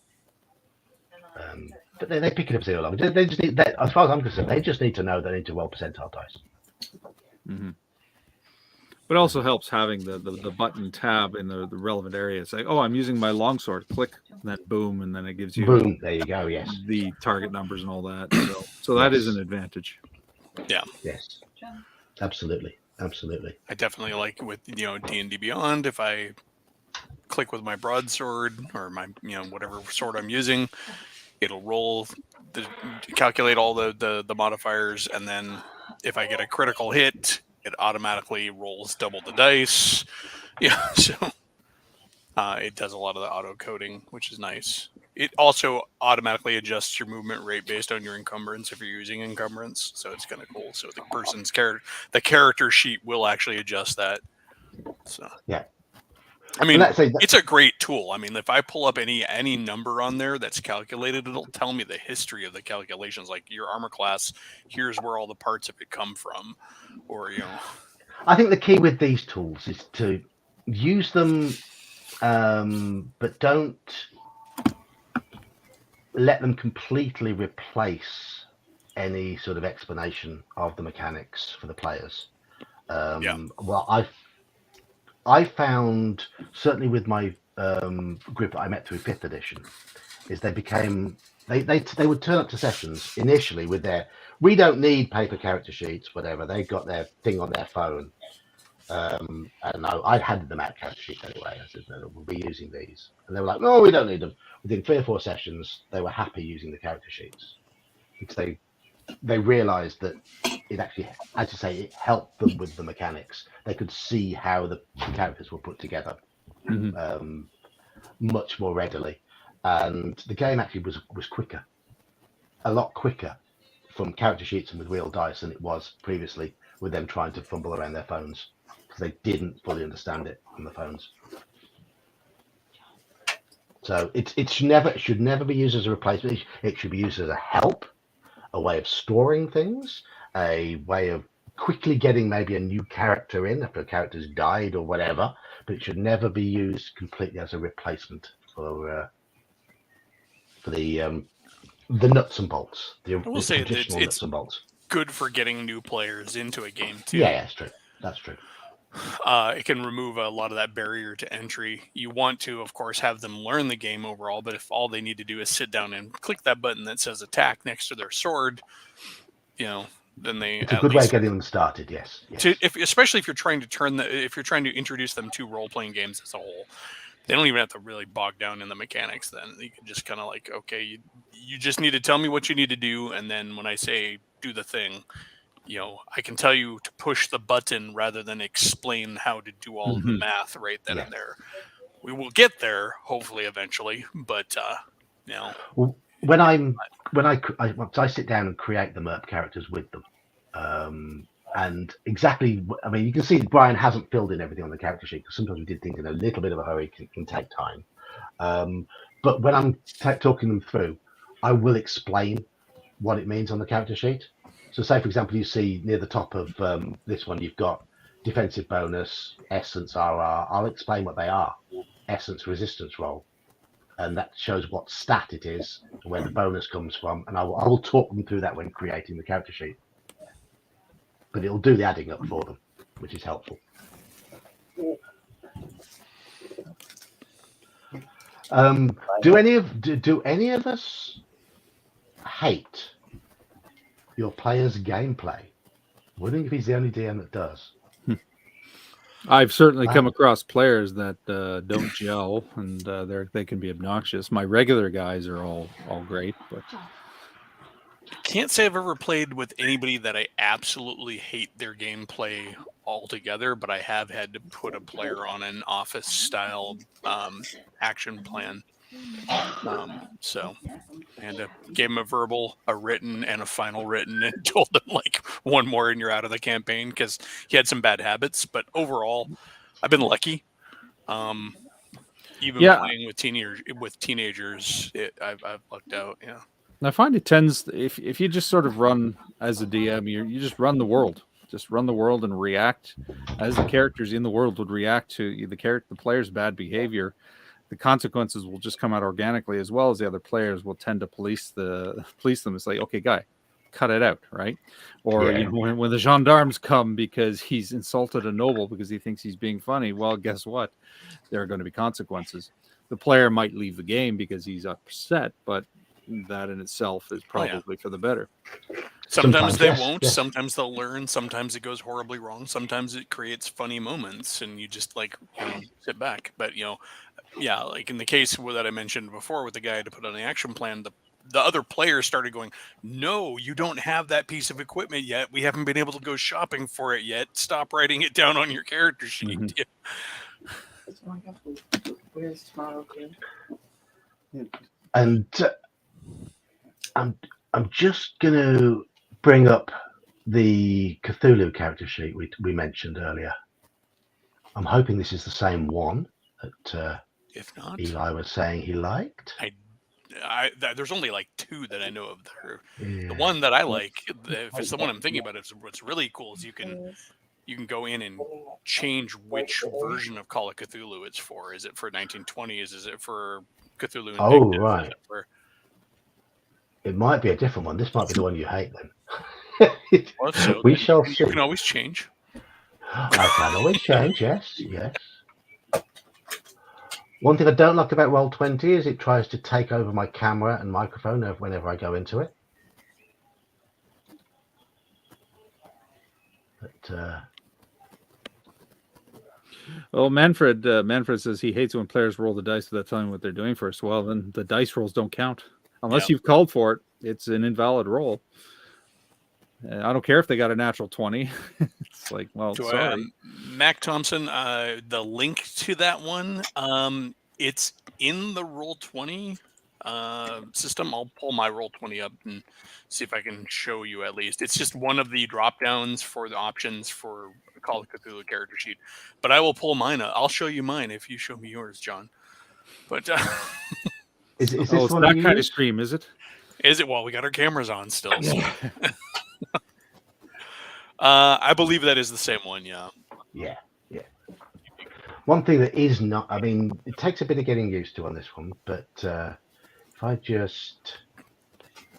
I mean, it might not be the same. Let me check.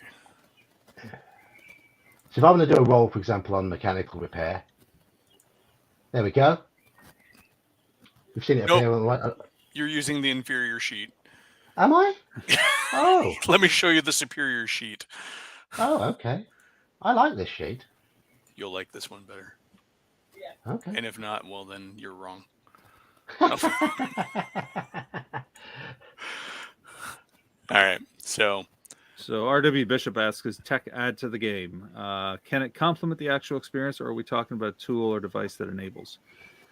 Ooh. I mean, I think yes to all of that. I mean, anything's a tool. It can be used to enhance, but it can also overdo it. We were talking about, when I first started running Roll20 at the beginning, and I tried to do so much. I tried to have sound effects and musical cues, and it was like, and it just ultimately detracts. So I pulled it back and kept it more simple. So it can be a boon or a curse either way. All right. So there's the one that I use, John. Okay. This one has the purple dice. If you click on that, it automatically rolls with bonus dice. And if you hit the green die, it automatically rolls with a penalty die. And the nice thing is when you roll the purple die, it will show you a bracket for like 1, 2, or 2 bonus dice. Also, it has a nice matrix for equipment and all of that. It does look simpler, actually. And here's one of the nice things. If you go into the little tab at the top here, where up in the top corner, where is it that I'm going for this? Sorry. Let me pull up Clark Winfield. If I go into the edit, where is it that I'm looking for it? Dang it. Here, little gear. It's so hard to find sometimes. There's a little gear at the top of the investigator information window. Right. If I click that, we get a drop down with the era of Call of Cthulhu that you're using. They're going to have to change. Which it has like Invictus, it has Dark Ages, it has Down Darker Trails, which is the Old West one, 1920s modern, space exploration, post-apocalyptic. And what each of those does is it adjusts the default skills. So it's really cool. The only thing that it doesn't seem to have updated is Cthulhu, which is a cool option, but so did you say Kid Cthulhu? Yeah, there's one that's effectively called Call of Cthulhu. There was a module that was a scenario that was done that can be played both with standard Call of Cthulhu rules or in a PG version. We're playing kid characters. Both cases you're playing kid characters, but the Kid Cthulhu rules simplify some of the skill things. Like instead of so all of the skullduggery type skills are lumped under like playing with matches, and like all of the physical skills are lumped under like gym class and stuff like that. So it's a really simple way to either teach people how to play Call of Cthulhu or to have a lighter romp through the Cthulhu universe if you wanted to.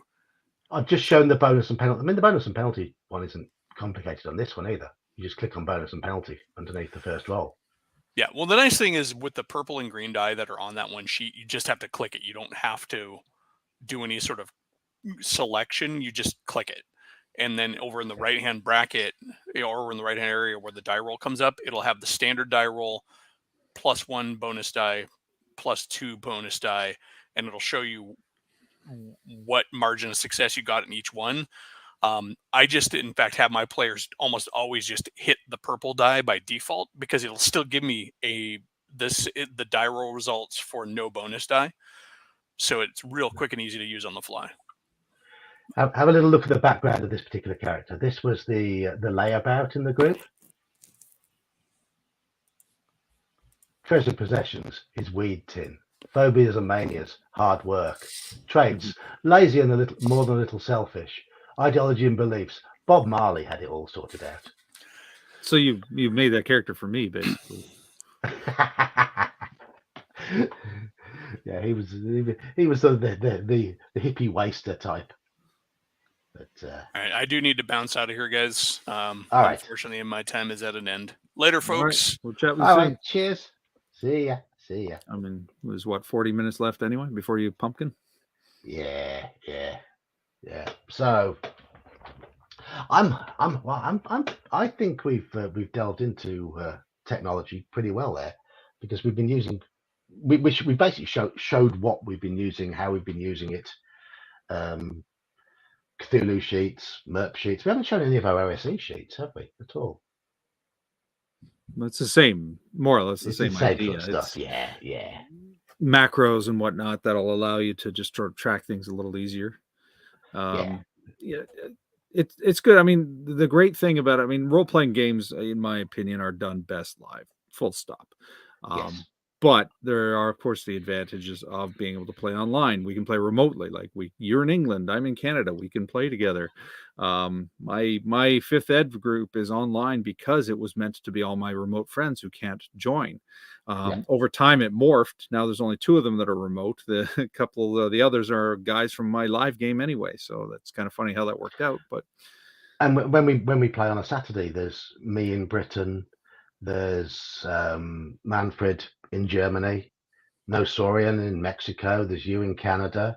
There's Daniel in Pennsylvania, and there's no way we'd be playing any other way, is there? Really, yeah. So that's one of the major advantages is the breadth of people you can meet by playing online. It's a different experience than playing live, but there are advantages. So that's great. Now, the better the technology gets, the smoother it can become, then we can really deepen the experience. And the biggest advantage for me is it's easier to find like-minded gamers. Mm-hmm. Because in a face-to-face game, it can be quite difficult to find people who want to play the game that you want to play in the style you want to play it. Online, you can just splurge it out there. This is the game we're playing. Are there any other fellow old gits who want to join in? Right. And even then, there's some separating of the wheat from the chaff. You will always find people who don't quite align with the way you play, but it is easier. It's a bigger pool. Yes. So absolutely. 100% biggest advantage, the reach. Yes, definitely. Daniel out in the sticks. Yeah, he is. I mean, for example, Daniel, by watching the channel, has got back into playing the game, plays the games with us of a weekend, has got his family into playing the game with him as a result. So, and he lives in a community of about 2,000 or something in Pennsylvania, rural Pennsylvania. He wouldn't find that by, even if he went around knocking on all the doors of his neighborhood, he wouldn't find what he wanted. The thing is, the people that I've found in my town, the game, they're also into, I don't want you to get demonetized. Not good thing. And I don't want to hang out with them. Exactly. So the only people I found are, I'm like, you're not my crowd. Yeah. They do other stuff.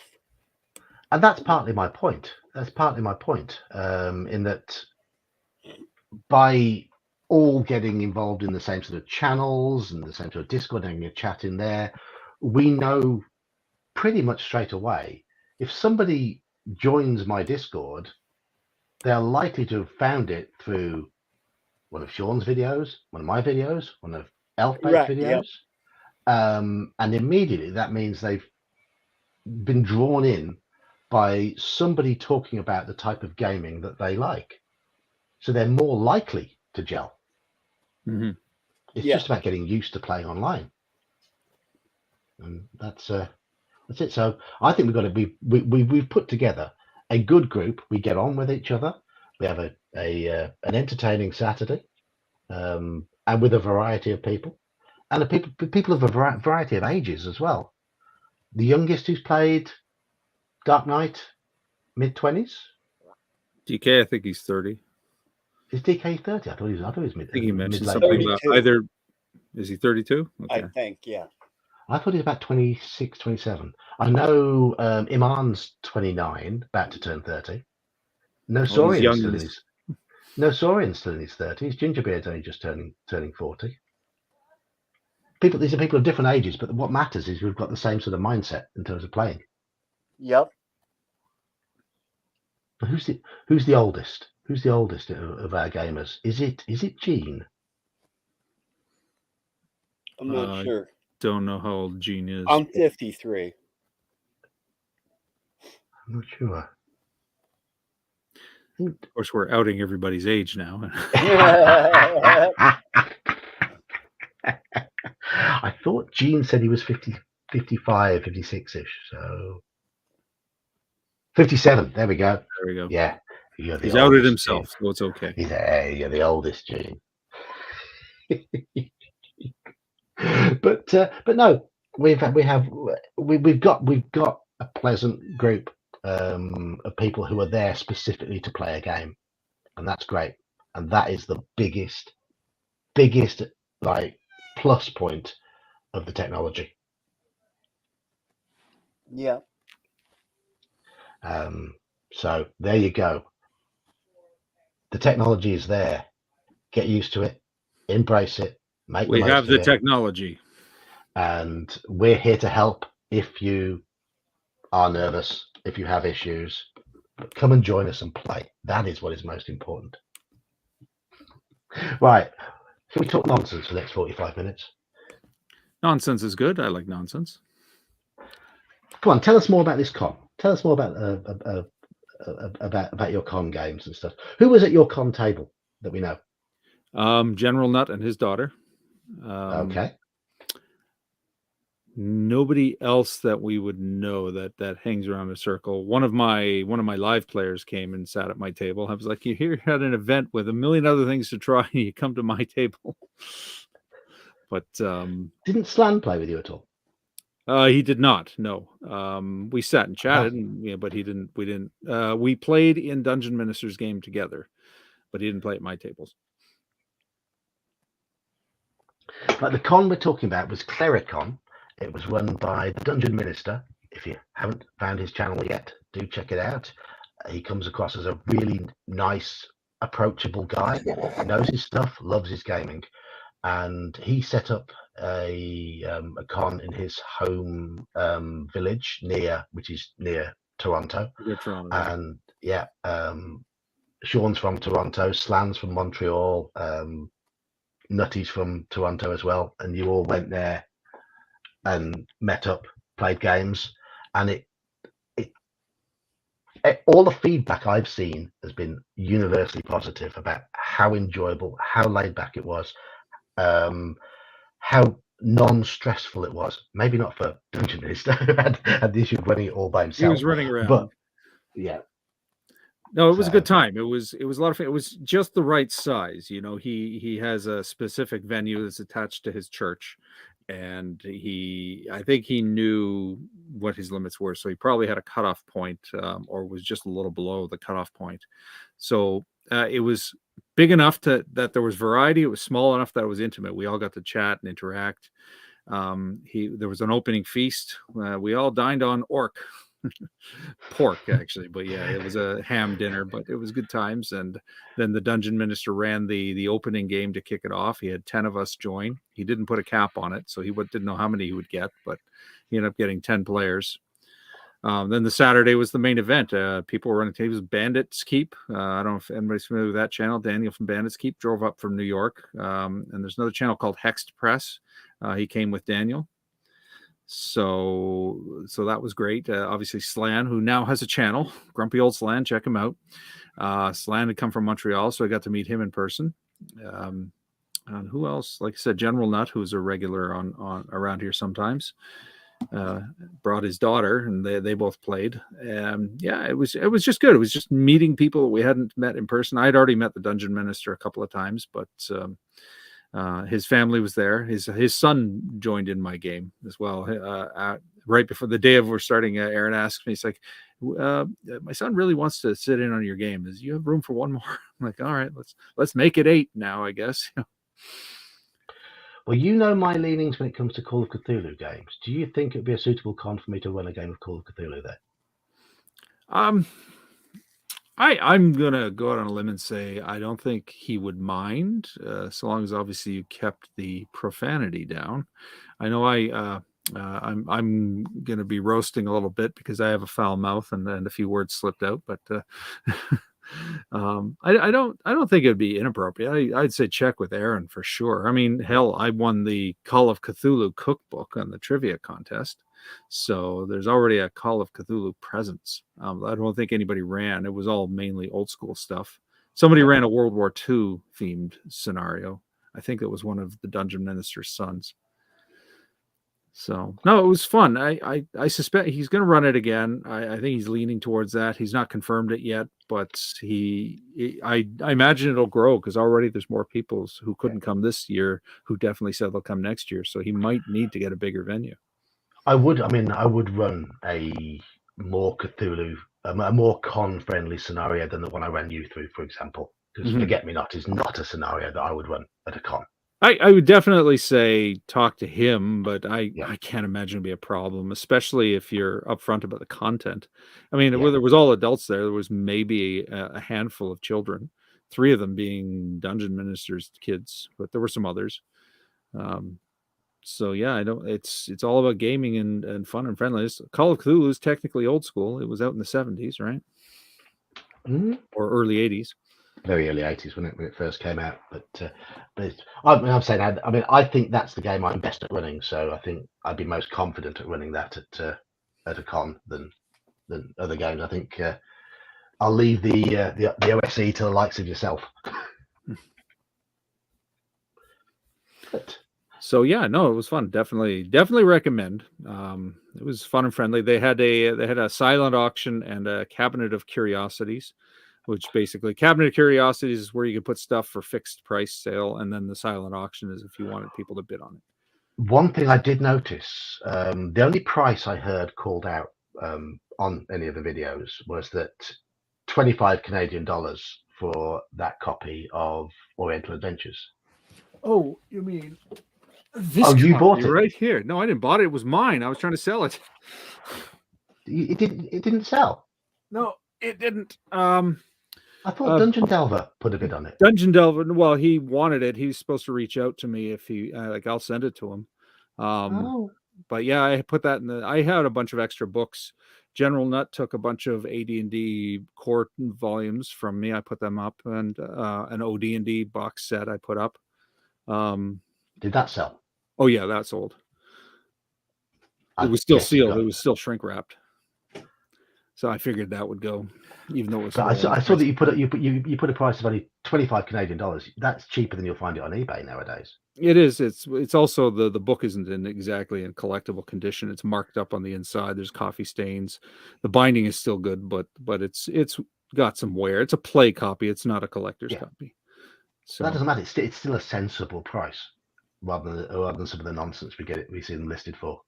So I like that. I saw that price. I thought, well, that's sensible. These are people who aren't trying to fleece other gamers, which is what I know. When I was at the UK Games Expo during the summer, I was finding box sets priced up for £100 that I myself had bought on eBay 2 years earlier for £10. It's like it was ridiculous. Well, I put up a lot, so it was 4. It was the AD&D First Ed Players, DMG, Monster Manual 2. I put that up on auction for 100, so basically $25 a piece. General Nut took that, and the big seller was the box set, the sealed OD&D wood grain box set. That one I put at 400 because it was still sealed. It's a collector's. Yeah. But I was trying to find, like you say, a reasonable price. Like I've seen it go for 800 on eBay, but I've seen it listed for 800 on eBay. It doesn't go for that. That's the other thing you got to look at is people are asking way too much. Yes. But There is very much a difference between asking price and the actual price that they sell for. I mean, when I say, for example, I've seen Up the Garden Path ST1 sell for £3,000. That was a proper auction. It auctioned up to something like £3,250, which means people were making those bids on it. It wasn't initially listed for that. It was initially listed for a lot less, but that's what it auctioned up to. But so that is a genuine value. Gene, yes, of course you can. I'll do that if you want. Absolutely. I think Richard is asking how many players are at my table. I'm assuming he's asking me. I ended up having 8 at my table. I wanted a cap at 6. But due to a clerical error, there were 7 signed up, and then Aaron asked me if he could add in his son as well. So I'm like, all right, well, I guess I've got 8. It was interesting. I cap at 6 for a reason. I could run larger sessions of people I know, but when you're running for strangers, it's a whole different thing. I'd love to run a big session. I really would. Really would. With disciplined players and the players I've run 13-person sessions, but those are players I know. This 8 players who are all stranger. Well, one wasn't a stranger. One was somebody that I've been gaming with for 15 years, but everybody else was brand new to me. So you never know what to expect. Biggest I've ever run at a table, I think, is 7 on Discord 6. But I'd go for more. Good evening, Hungar. Hello, Hungar. Good evening. How are you doing, young man? Are you well? He's up from his nap. I was watching his stream earlier. He went down for a nap, so I assume you're back from your nap.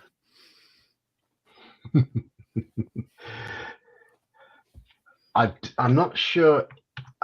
He's logged in on. Oh, he's in my channel. Yeah, so the stream yards won't work on my channel. You'll have to. But it's been blocking it on mine in recent ones because I don't think it doesn't like all capitals. Kick them in the nuts, and it looks like it's filtering it again.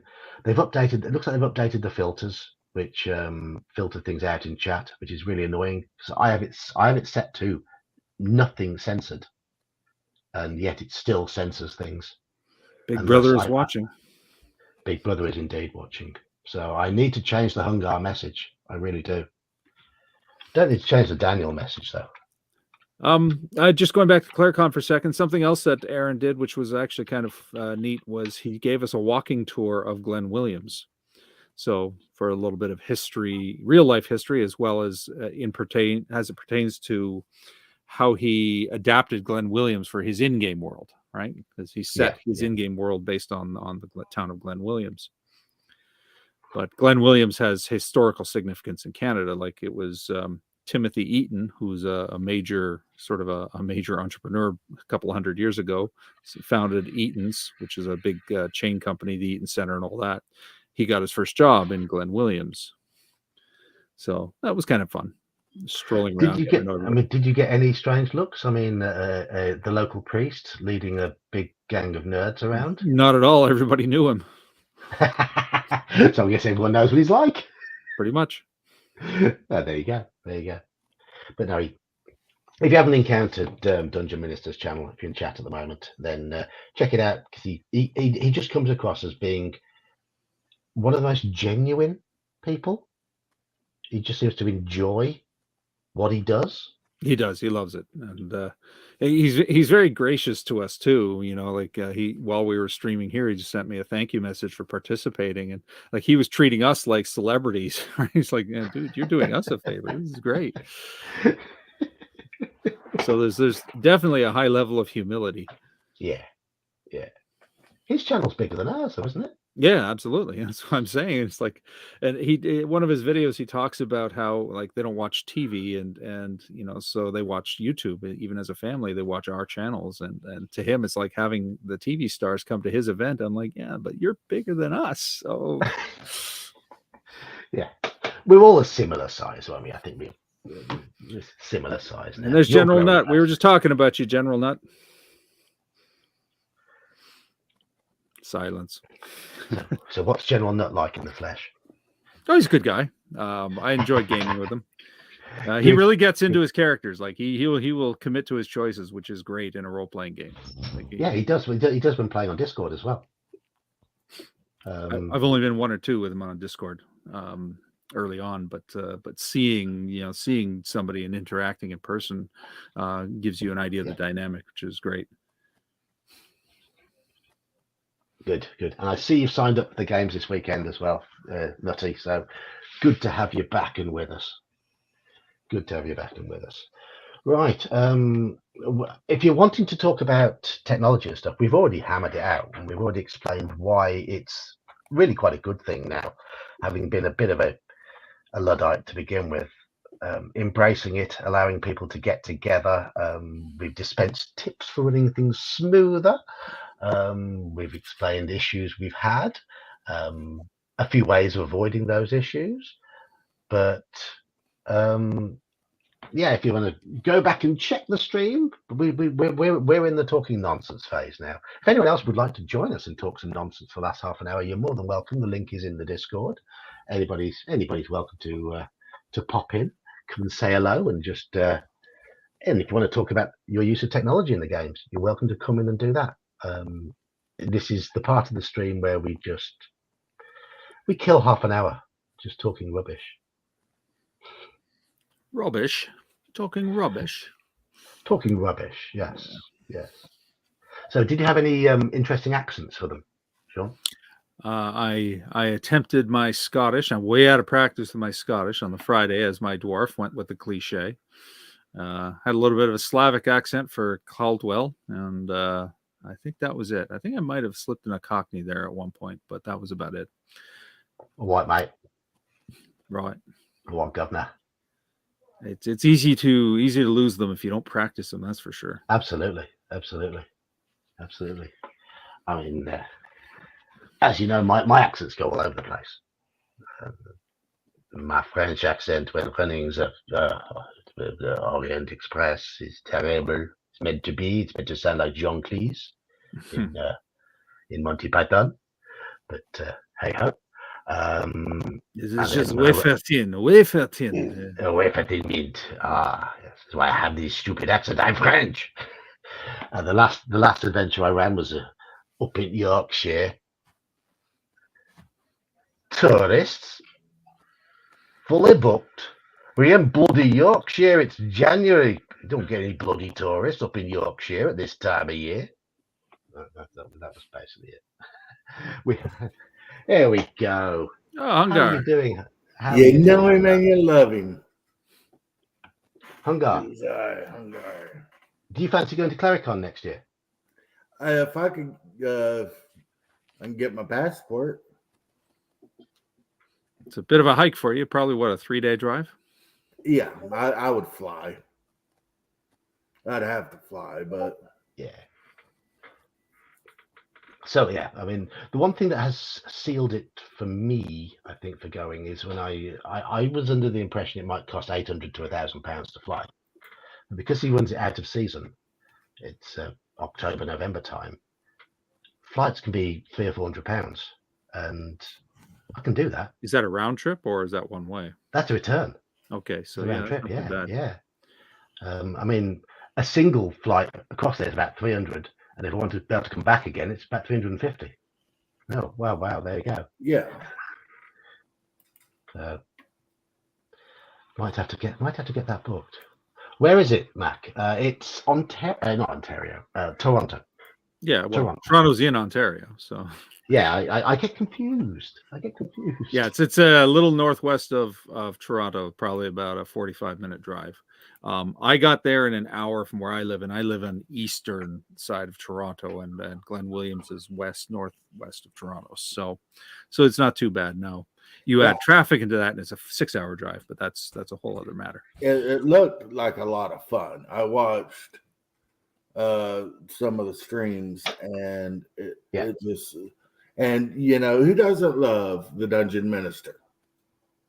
Yeah, he's a good guy. He's a good guy. It's hard not to like him. He is a very likable person. Exactly. He's like one of my favorite YouTubers.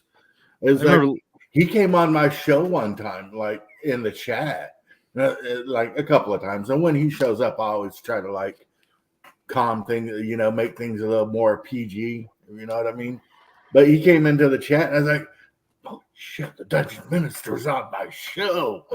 It's like you're talking about he was treating you guys like a celebrity, and it's like he's the celebrity. He's the celebrity, yeah. He's the celebrity. Mac Thompson, east of Sarnia, yes, but about 3.5-4 hours east. But Sarnia / Detroit, that area is good to cross the border if you're coming, because then the highway will take you right there. The 401 will take you right in a straight line. So, how far is it away from Detroit? About a 4-hour drive. So it'd be about a 6-hour drive for me. Oh, that's not too bad. Yeah, so I'm in Tennessee. James coming from Montreal. Yeah, I'd hop on Tennessee and hop on 75 and just go straight up north to Detroit. Yeah, no doubt. There in Detroit. I've been to Canada through Detroit a dozen times. Yeah, it's very easy from Detroit because you just go through Windsor and then you're on the 401, so that'll take you right into Toronto. Yeah, but that was before you needed a passport across the Canadian border, which is stupid. Right. Well, blame your government, not ours. Oh, I blame my government for a lot of things. Don't worry. And anyway, Sean, you've I'm a little bit disappointed. I did mention in Discord the other day. You won the D&D trivia quiz. I did the Necronum. Do you remember any of the questions? No, not even a one. I honestly, I only scored 14 out of 30 of them, and a lot of it was Greyhawk lore based, which I know fuck all about. But I can't say I know a lot about Greyhawk. There were some rules questions. There were some questions that I thought I knew. Like one was, what type of demon is the Merilith? And I guessed type 6, and then it was type 5. Type 5. Yeah, I'd have got that one right. Type 5. So things like that. But for the most part, I was surprised, and even Aaron had told me before the stream. He'd tallied it up, and I said, and then before I could even ask, he's like, "No, you didn't win." I'm like, "Okay, whatever." And then when he announced the winner had 14 of 30, I'm like, "Oof, how bad did I do?" And then he announced it was me who got the 14 of 30, and I'm like, "What? You lied?" I said, "No, you told me I didn't win." He says, "Well, I lied." And baby lies make baby Jesus cry. He's like, "Well, they make the DM laugh." That was pretty. I need to send him a message and ask him to. I'd like to have a go at answering those questions. Yeah, I'm sure he because he printed them up, so I'm sure he's got them. Dungeon Delver donated a lot of the questions and all the AD&D questions, and he did the Beckme questions. It was a mix of the two. But now you know I'd get the type 5 demon one right. There we go. Bear's giving you $5 to help the Yog to Canada fund. That's right. And Manfred, I live in East Tennessee, about 30 minutes outside of Knoxville. Cheers, Bear. Cheers, Bear. Yeah. Bear's top-notch people. I mentioned it last night to my wife. I said, I might get to Canada next year. And her reply was, okay, see ya. You need to come over to America next year and go to VentureCon. What time of year is that? It's around November, I think. It was a couple weeks ago, wasn't it? No, I'm not 100% sure. I've looked at it like 2 or 3 times, but I forget everything because I don't really pay attention. Well, if they're close enough in proximity, then you might be able, depending on how long you're able to stay, John, you might be able to do both. That would be perfect. But that would really, they would have to be back-to-back weekends in order to make it happen, and make it practical. Yeah. But I'm actually thinking about driving out to that. I think that's in Wisconsin. VentureCon? No, I was thinking Biggest Geekus. Biggest Geekus is just past the Biggest Geekus is right up there near Detroit. That would be fun to be there. That'd be fun to go to also. Yeah. I mean, if there are 2 consecutive weekends, I might be able to wangle that with work. I have already forewarned my work colleague that she's going to have to cover me for a week in around this time next year. And she said, "Yeah, fine." So, yes, I'll see you there, then, Bear. See you there. Get a big group photo. Well, we got a group photo of us, of me, Slan, Tale of the Manticore, Daniel from Bandits Keep, Hex Press, and the Dungeon Minister. We got a group picture of that. But oh my God, if all the channels came up, we can get a really epic shot. Like Biggest Geekus, like if you're going Geek and Sean, you're going to be there, and freaking Bear's talking about it now. I might just have to get my dang passport and drive up to Canada. Well, you've got a year. How long does it take to get a passport in the U.S.? How, on average? A couple months? Yeah. Yeah, same here. If we do have a group shot, though, you've got to make sure I'm in the foreground so you don't all completely dwarf me. You'll stand between me and Bear. You guys can put me in the back where nobody can see me. I mean, I've already met Gingerbeard, and he's 6 inches, 7 inches taller than me. How tall are you? 5'5.5". See, I'm only 5'8". So you're tall. Both Bear and I are 6'3". So. Yeah, you guys are giants, freaking Canadian giants. Yeah, you can get on my shoulders. Yeah. And then we'd be taller than everybody. Given your medical conditions, it might be safer for you to get on my shoulders. I am strong like ox. But your body doesn't let you do that, does it? Okay. No, it doesn't let me do nothing. Thanks a lot for reminding me. No, I'm sorry. I'll have to lift you up then. I could do that. Well, we could do other stuff, like if you know what you're coming for a week, you wouldn't just be coming for the weekend kind of thing. Well, like I'll try to arrange my games, my usual table games within that time frame, so you can sit in. We have the old geek guesting in live on the OSE game. Jeez, General Nut. General Nut's 5'10", and he was like almost the shortest person there. How tall is Slan then? Is Slan quite tall? No, not really. He's not short, but I think in that 5'10" range, I would guess. He can correct us if he's listening, or if he checks in later. But I think around that. I wasn't going around with a tape measure marking people. I just associate. About 6 foot, is what General Nut was saying. Yeah. Look, I've had to put up with being short all my life, so I'm somewhat obsessed with my lack of height. Yeah, I could have been really tall if I hadn't stopped growing. Yeah. Usually works that way. Yeah. I could have been really tall. My grandfather was like 6'3". All of his brothers were like 6 foot. My grandmother was 4'9", 5 foot tops. I got a picture of her. I got a picture of him, and she's sitting on his lap, and she looks tiny.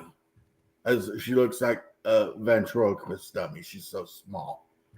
The tallest one in our household is my daughter. She's about 5'7". She towers over my wife. My wife's about 5'1". Well, you'd want a shorter wife, wouldn't you? You'd want your wife to be shorter than you. Yeah, she's about 5'1", my missus. Yeah. Diddy. In fact, I'm now third in line because my lad has just overtaken me. He's just hit about 5'6". What time is your game on this weekend? We start them at 2 p.m. Greenwich Mean Time and 7 p.m. Greenwich Mean Time. 2 games. Saturday? Yes. Yeah, so it's 9 a.m. for us. Yeah. For the first one.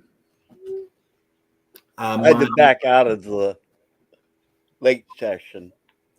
I get to go hunting with my brother-in-law. Oh, right. Nice. Yeah, maybe one of us will come out of the woods. Maybe. Will it be like the story of William Rufus, William II of England, a mysterious arrow shot by an unknown hand. Correct. Yes. Yes, Bear. Anyone can run games on my Discord. Just let me know. Just let me know. If you want to run a game on my Discord at any other time that suits you, you can do that. It's there to be used. I'm going to try to make it this Saturday if I'm awake at 9 a.m., if you don't mind. Absolutely. I think Gene's running that one. Yeah, Gene's running that one. I'll be playing. I don't care who's running it. I get to hang out with some buddies from YouTube and play a game. Cool. I'm likely to attend. I'm free this weekend, unless I'm in Boston. There's a very slim, minuscule chance I'm going to go do a surprise visit to Boston. There's a card tournament there. I just don't have a ride. So, but if one of the carloads of people going has one extra spot, I'm probably going to join. Hell yeah. What kind of games? You ever hear of Overpower? No. It was a superhero-based card game. The Marvel game, right? Yeah, Marvel, DC, and Image. Yeah. Okay, yeah, I know what you mean.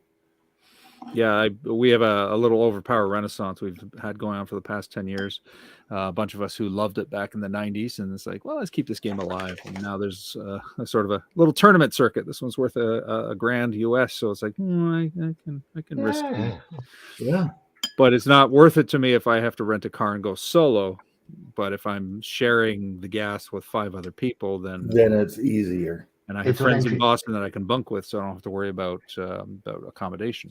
Yeah, it'd be like a lot easier for me if anybody from Tennessee up to Canada wanted to go to so rope James Paragon and pick them up on the way.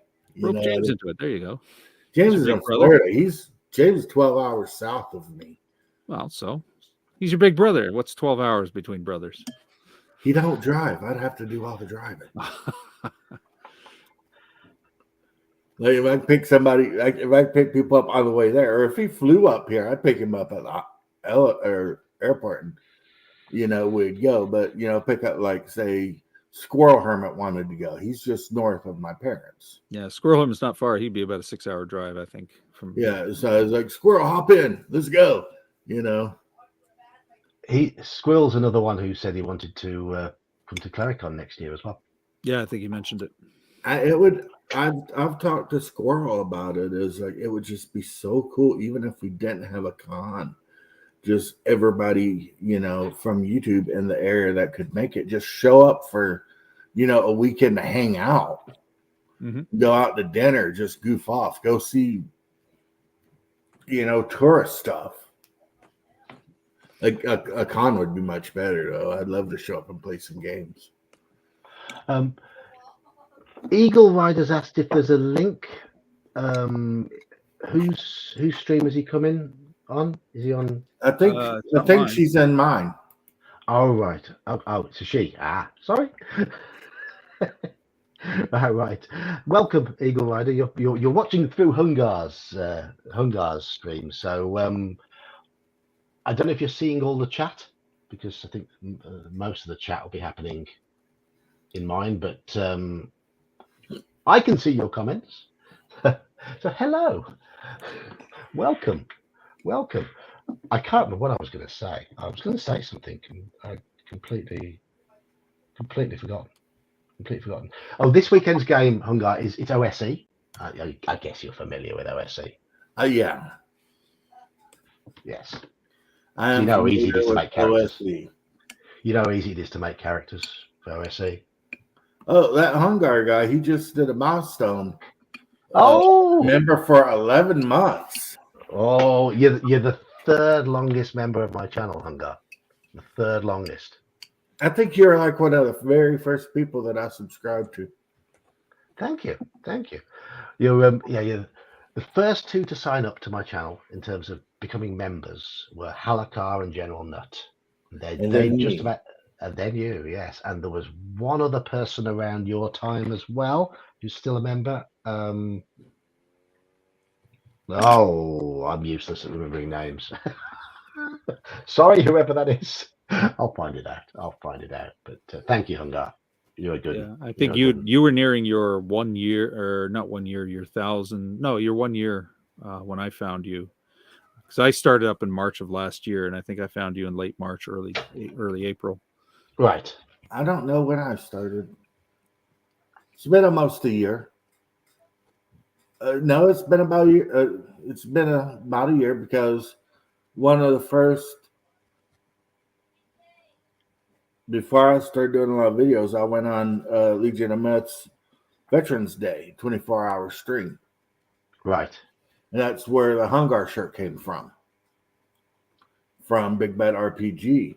Oh, and I remember seeing you in chat a lot before you actually started doing your own videos and stuff. Yeah, did you see that I have my own miniature now? I heard you've got a miniature. And it's free free STL. So you I haven't got a printer, but I haven't got a printer, a 3D printer. But if you've got one to show, then you're more than welcome to show it. Let me see. I would have to. I'll get rid of my Call of Cthulhu thing from here now. Let me see. I need to go here. I posted it on James's Discord, and if you want, I'll post the link on yours. Okay. For the STL, and we can maybe show it on the stream. Slam it in me Discord.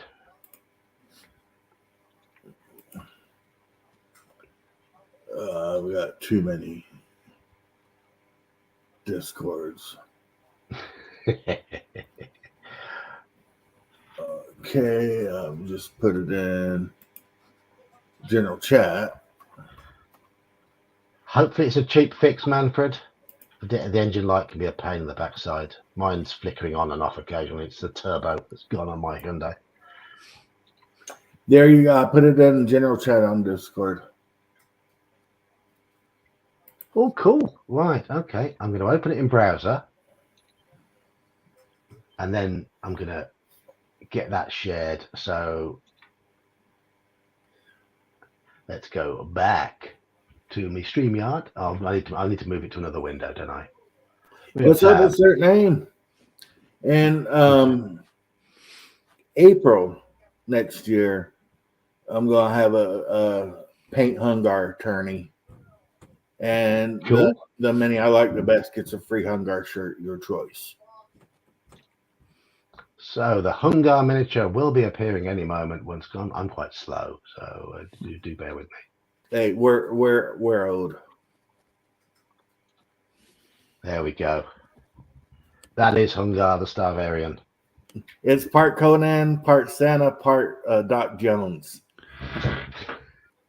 I think that's I think I have an Order the Stick mini that looks exactly like that. A nerd's nerd made that. I was like, a nerd's nerd, you do that 3D printing stuff and you make, STLs. Make a Hungar the Starvarian figure. Yeah, jokingly, but it's so cool that she did. And, like a week later, she does a video with Hungar the Starvarian. And the video that she does is my new opening to my show. Excellent. It's like in a time of let me take you to a time of high cholesterol. So did she have a topless photo of you to work from for those muscles? Because they're very impressive. No, she just had the Hungar the Starvarian picture, and she's on my show. If she's not on my show, she's in the chat every time. She's like I've seen. I mean, I've caught up. I do catch up back on the streams from time to time. And I have heard her speak on there, and she scored World War II the other day on tanks and stuff. It was great, and I just egged them on. But yeah, she's just a top-notch cool person. She really is. Sounds like it. Yeah. And I have no idea. I mean, I seen her once on Shadow and Son's show, and now I'm seeing her, and and her voice is just great. Yeah, for it's like she's just cool people, and she made the Hungar mini. My brother's printing out like a bigger one, like an 8-inch one for my father, and painting it up for him because our dad wants it. And I like what she says because she's very sharp and she's to the point. There's no wasted words with her. She says what she thinks and she says it with brevity and clarity. Yeah, she's just cool people. Straight to the point, like an honest woman and a soldier. Yeah, and I just sat and ramble about whatever. As we do. As we do. You know, y'all, this is the second time I've been on your show. Oh, you popped on before, yeah. Yeah. And the first time I popped on your show, I was like, I'm on a celebrity show. Stop it. No, and I'm on my brother's show all the time. I go on my brother's show, like, yeah, it's my brother's show, no big deal. I mean, he's only got like 5,000 subs. You know, I'm rocking out at 1,500. And I'm like, yeah. I haven't got many more than you. I've only got 1,650 odd, 1,630. Yeah, but you've been doing this for a long time. Yeah, yeah. But clearly, I'm not as magnetic as some of you guys because I don't drag the subs in as quickly. I had my peak last year, and I've plateaued now. Now your stuff, you've got good stuff, bro. You know, you're one of the people that I tried. You're one of the people I go out of my way to catch. Thank you. One thing I'm not going to do is sell out to get subs. That's Sean, as far as I'm concerned. You know, it's like I love Sean's videos. I love when he comes on my show. It's like he comes on and he schools us on old school D&D. Except when I get it wrong. Yeah. Insert name here says that Hungar and James are good-natured folks. Yeah, they'll sit and have a relaxed chat, and that's what you want. There's no issues, no problems, no bickering. It's just a relaxed, fun chat about whatever you want to chat about. I don't want no dramas. Nah. If I want drama, I watch some K-drama on Netflix. Because I don't watch type TV either. I watch anime and K-drama and YouTube. I don't watch telly at all, unfortunately. When I was in my coma, they left it on sports and news for 2 months, man. And I couldn't get up and turn it off. And I heard it. So it's like when I woke up from my coma, I'm like, turn the TV off. I've had enough of this. I've had enough of this. That's part of their strategy. It's like, let's put the annoying stuff that'll make them wake up. Yeah. No, could you even? I'm not a sports fan. I played football in high school and college. I like to play football. I like to play golf. When I was younger, I liked to do all that stuff. But you know what? I don't like that now. I'd rather play D&D, right? I do like watching sport, but that's as much. I'm a competitive little bugger. I like watching sport. I like watching my kids play sport more than anything. I like competing in sport. I like watching live sports. Like, I will go to a football game. I go to a baseball game. I go to a soccer game where football, footy, whatever. It's soccer. Okay, I'm American. Yeah, freedom.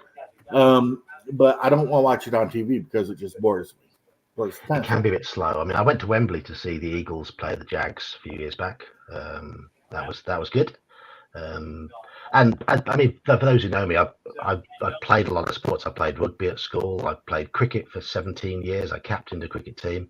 I've always wanted to hit somebody with a cricket bat.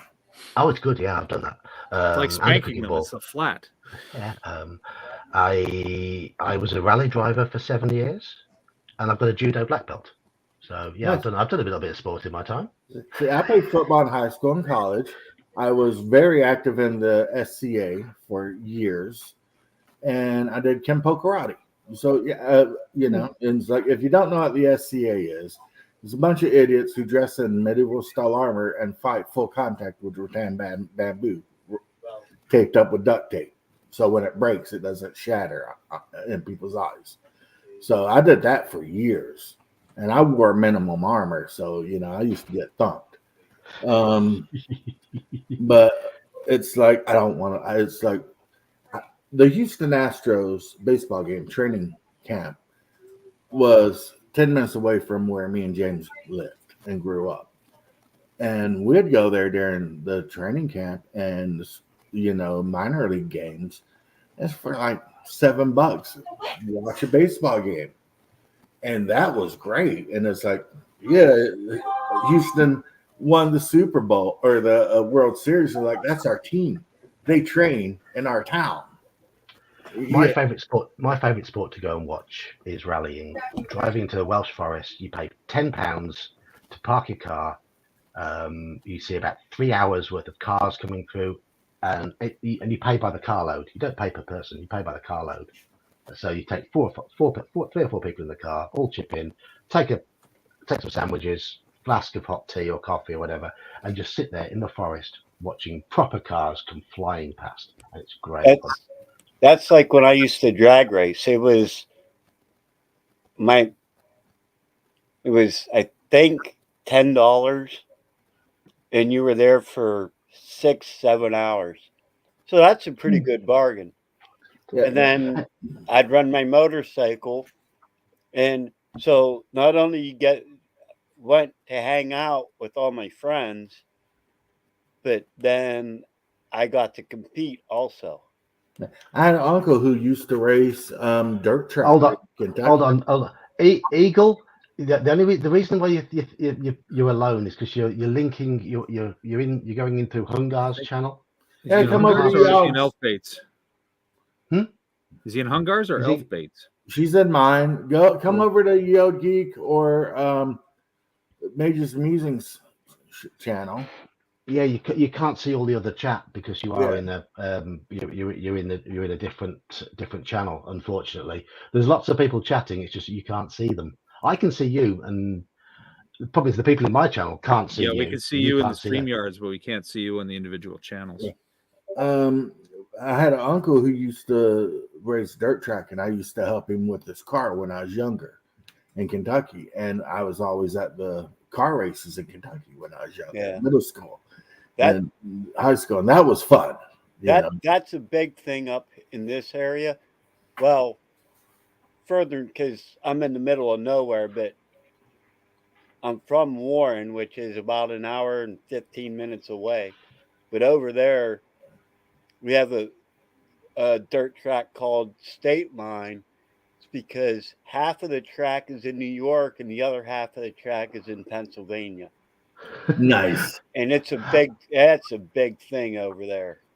So whose channel are most of the chatters in? Mac and Jay, I think, are in Mage's channel, because Manfred can only see himself chatting. Well, I'm getting ready to bounce off of here anyway because Diversity and Dragons is getting ready to start streaming. All right. Well, I think before we go, because it is pumpkin hour, so it's just gone midnight here in the UK. So this is the time when my big fat head becomes even bigger and fatter and orange. But I think we need Mage to do his voices. Oh, yes. Come on. Yes. I think we need Mage to do his voices because Jay is talking about your characters. I think you're asking a little bit too much of me.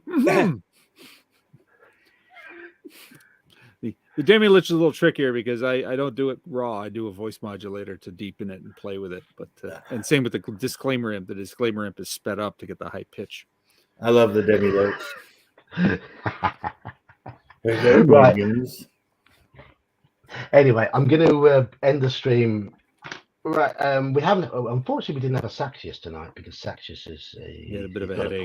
He's got a headache. Yeah, so he couldn't come and join us. Couldn't come deal with us with a headache. No, that's no.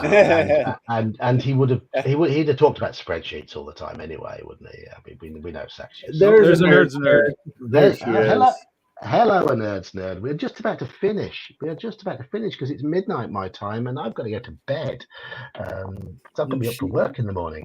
She was working during my show all day today. So before we go, I'm just going to say, Elfbait was here earlier. Elfbait has a channel. Subscribe to him. I interviewed Richard, the dungeon crawler, last night. He was in chat earlier. Go and he's a good guy. Go and subscribe to him as well. And Sean, can you shill your channel? Yes, I'm Sean with Mage's Musings. I do game recaps, mainly game recaps lately. But when I get back to it, I'll be doing some more theory crafting, exploring the rules of old school games, and general wacky, silly stuff. And I do the sketches with puppets, the Archmage Merlinster Gendeldor, the Demilich Ace Eric, and of course the Disclaimer Imp, who pops in from time to time when there's something touchy that I need to warn people about. If he monetizes, you know, I'm going to have to get some royalties off of that puppet. Yeah. The puppet was made before I knew you, so you just chalk it up to similarities, to likenesses. Then I get to beat him for Halloween every year. You can cosplay as the live action Merlinster Gendeldor. You just got to learn to do the voice and the mm-hmm. If I make it a clear cut, I'm going to cosplay as your puppet. I'll give you cards to pass out. Daniel, you don't have a channel because you're a complete Luddite. We know that. What's that again? No, I don't have a channel. Because you as we know, you are a complete Luddite. You don't do modern computing. We have to talk you through joining every week. But you are a living, breathing example of how technology has got you back into gaming and got you gaming with your family. Yeah, because I hadn't played. I moved to Emporium in 2005. So I hadn't played since then. And thanks to you guys, I got back into it. Absolutely. So, yeah. Absolutely. And that is one of the biggest advertisements for using a little bit of technology into playing online. It's absolute godsend when it comes to finding people to play with. And Hungar, you've got to shill your channel before you go. Hungar the Starvarian, Monday, Wednesday, and Friday, I have the Hungar's Chaotic Neutral live stream, and it is very chaotic neutral. Sean named it. Sean named my show. You monetize, I expect a royalty. You think they would monetize me? You've seen and been on my show before. We have F Friday. Okay, yeah, they're not gonna monetize me. And I also been streaming some Conan Exiles at crazy times during the day because chaotic neutral. That's the way I live my life. I'm guessing. You never know what I'm gonna do. And we just talk about fun stuff. Also, if you like the Hungar the Starvarian Mini, the person who made it, a Nerd's Nerd, is right here in the chat. Check her channel out. She's only got a couple of videos. She's very new, but her videos, I wish I could make videos like her. I will be subscribing. I didn't know she's got a channel. I will be subscribing straight after this stream. Yeah, her videos are great. And of course, I'm the old geek. I talk about geeky stuff. I make 1 or 2 videos a week and do 2 live streams a week on average. Occasionally I do another one. I did another one last night. Do a bit of gaming streaming as well, but only video games at the moment. I'd like to live stream an RPG session at some point. And we've got a drinking game coming up soon, haven't we, Sean? At some point in the near future. At some point, I made the mistake of not transferring the Drinking Quest files off of my desktop. But once I set up the desktop, I'll upload it to Roll20, and then we'll plan a drinking game. Absolutely. Another Drinking Quest. That last time we did one of those, it was very entertaining. We had a drunken Sexius, we had a drunken Squirrel Hermit, we had a drunken Geek, and we ended up with a drunken Sean as well. So that was great. Sean was down that. I underestimated the size of the glass I was using. He was drinking that syrup whiskey. Oh, you should have seen what happened after we stopped streaming. It really started to hit me. I was wasted for hours. I'm gonna make sure that I take, because the last time I worked on the day that you guys did that, I'm gonna make sure I take the day off for this one. I'll be there. Good man. But on that note, I've got to go to bed in a bit. I'm going to do a bit of subscribing and watching videos before chilling out before I go to bed. But I've got work in the morning. I'm going to be up for work in about 7 hours from now because my clock's right. And all of you have the wrong side of that. Your clocks are wrong. And on that note, cheers all. Thanks for joining us. Have a good night, guys. Good night, everyone. Good night. Peace, love, and chicken grease. Indeed.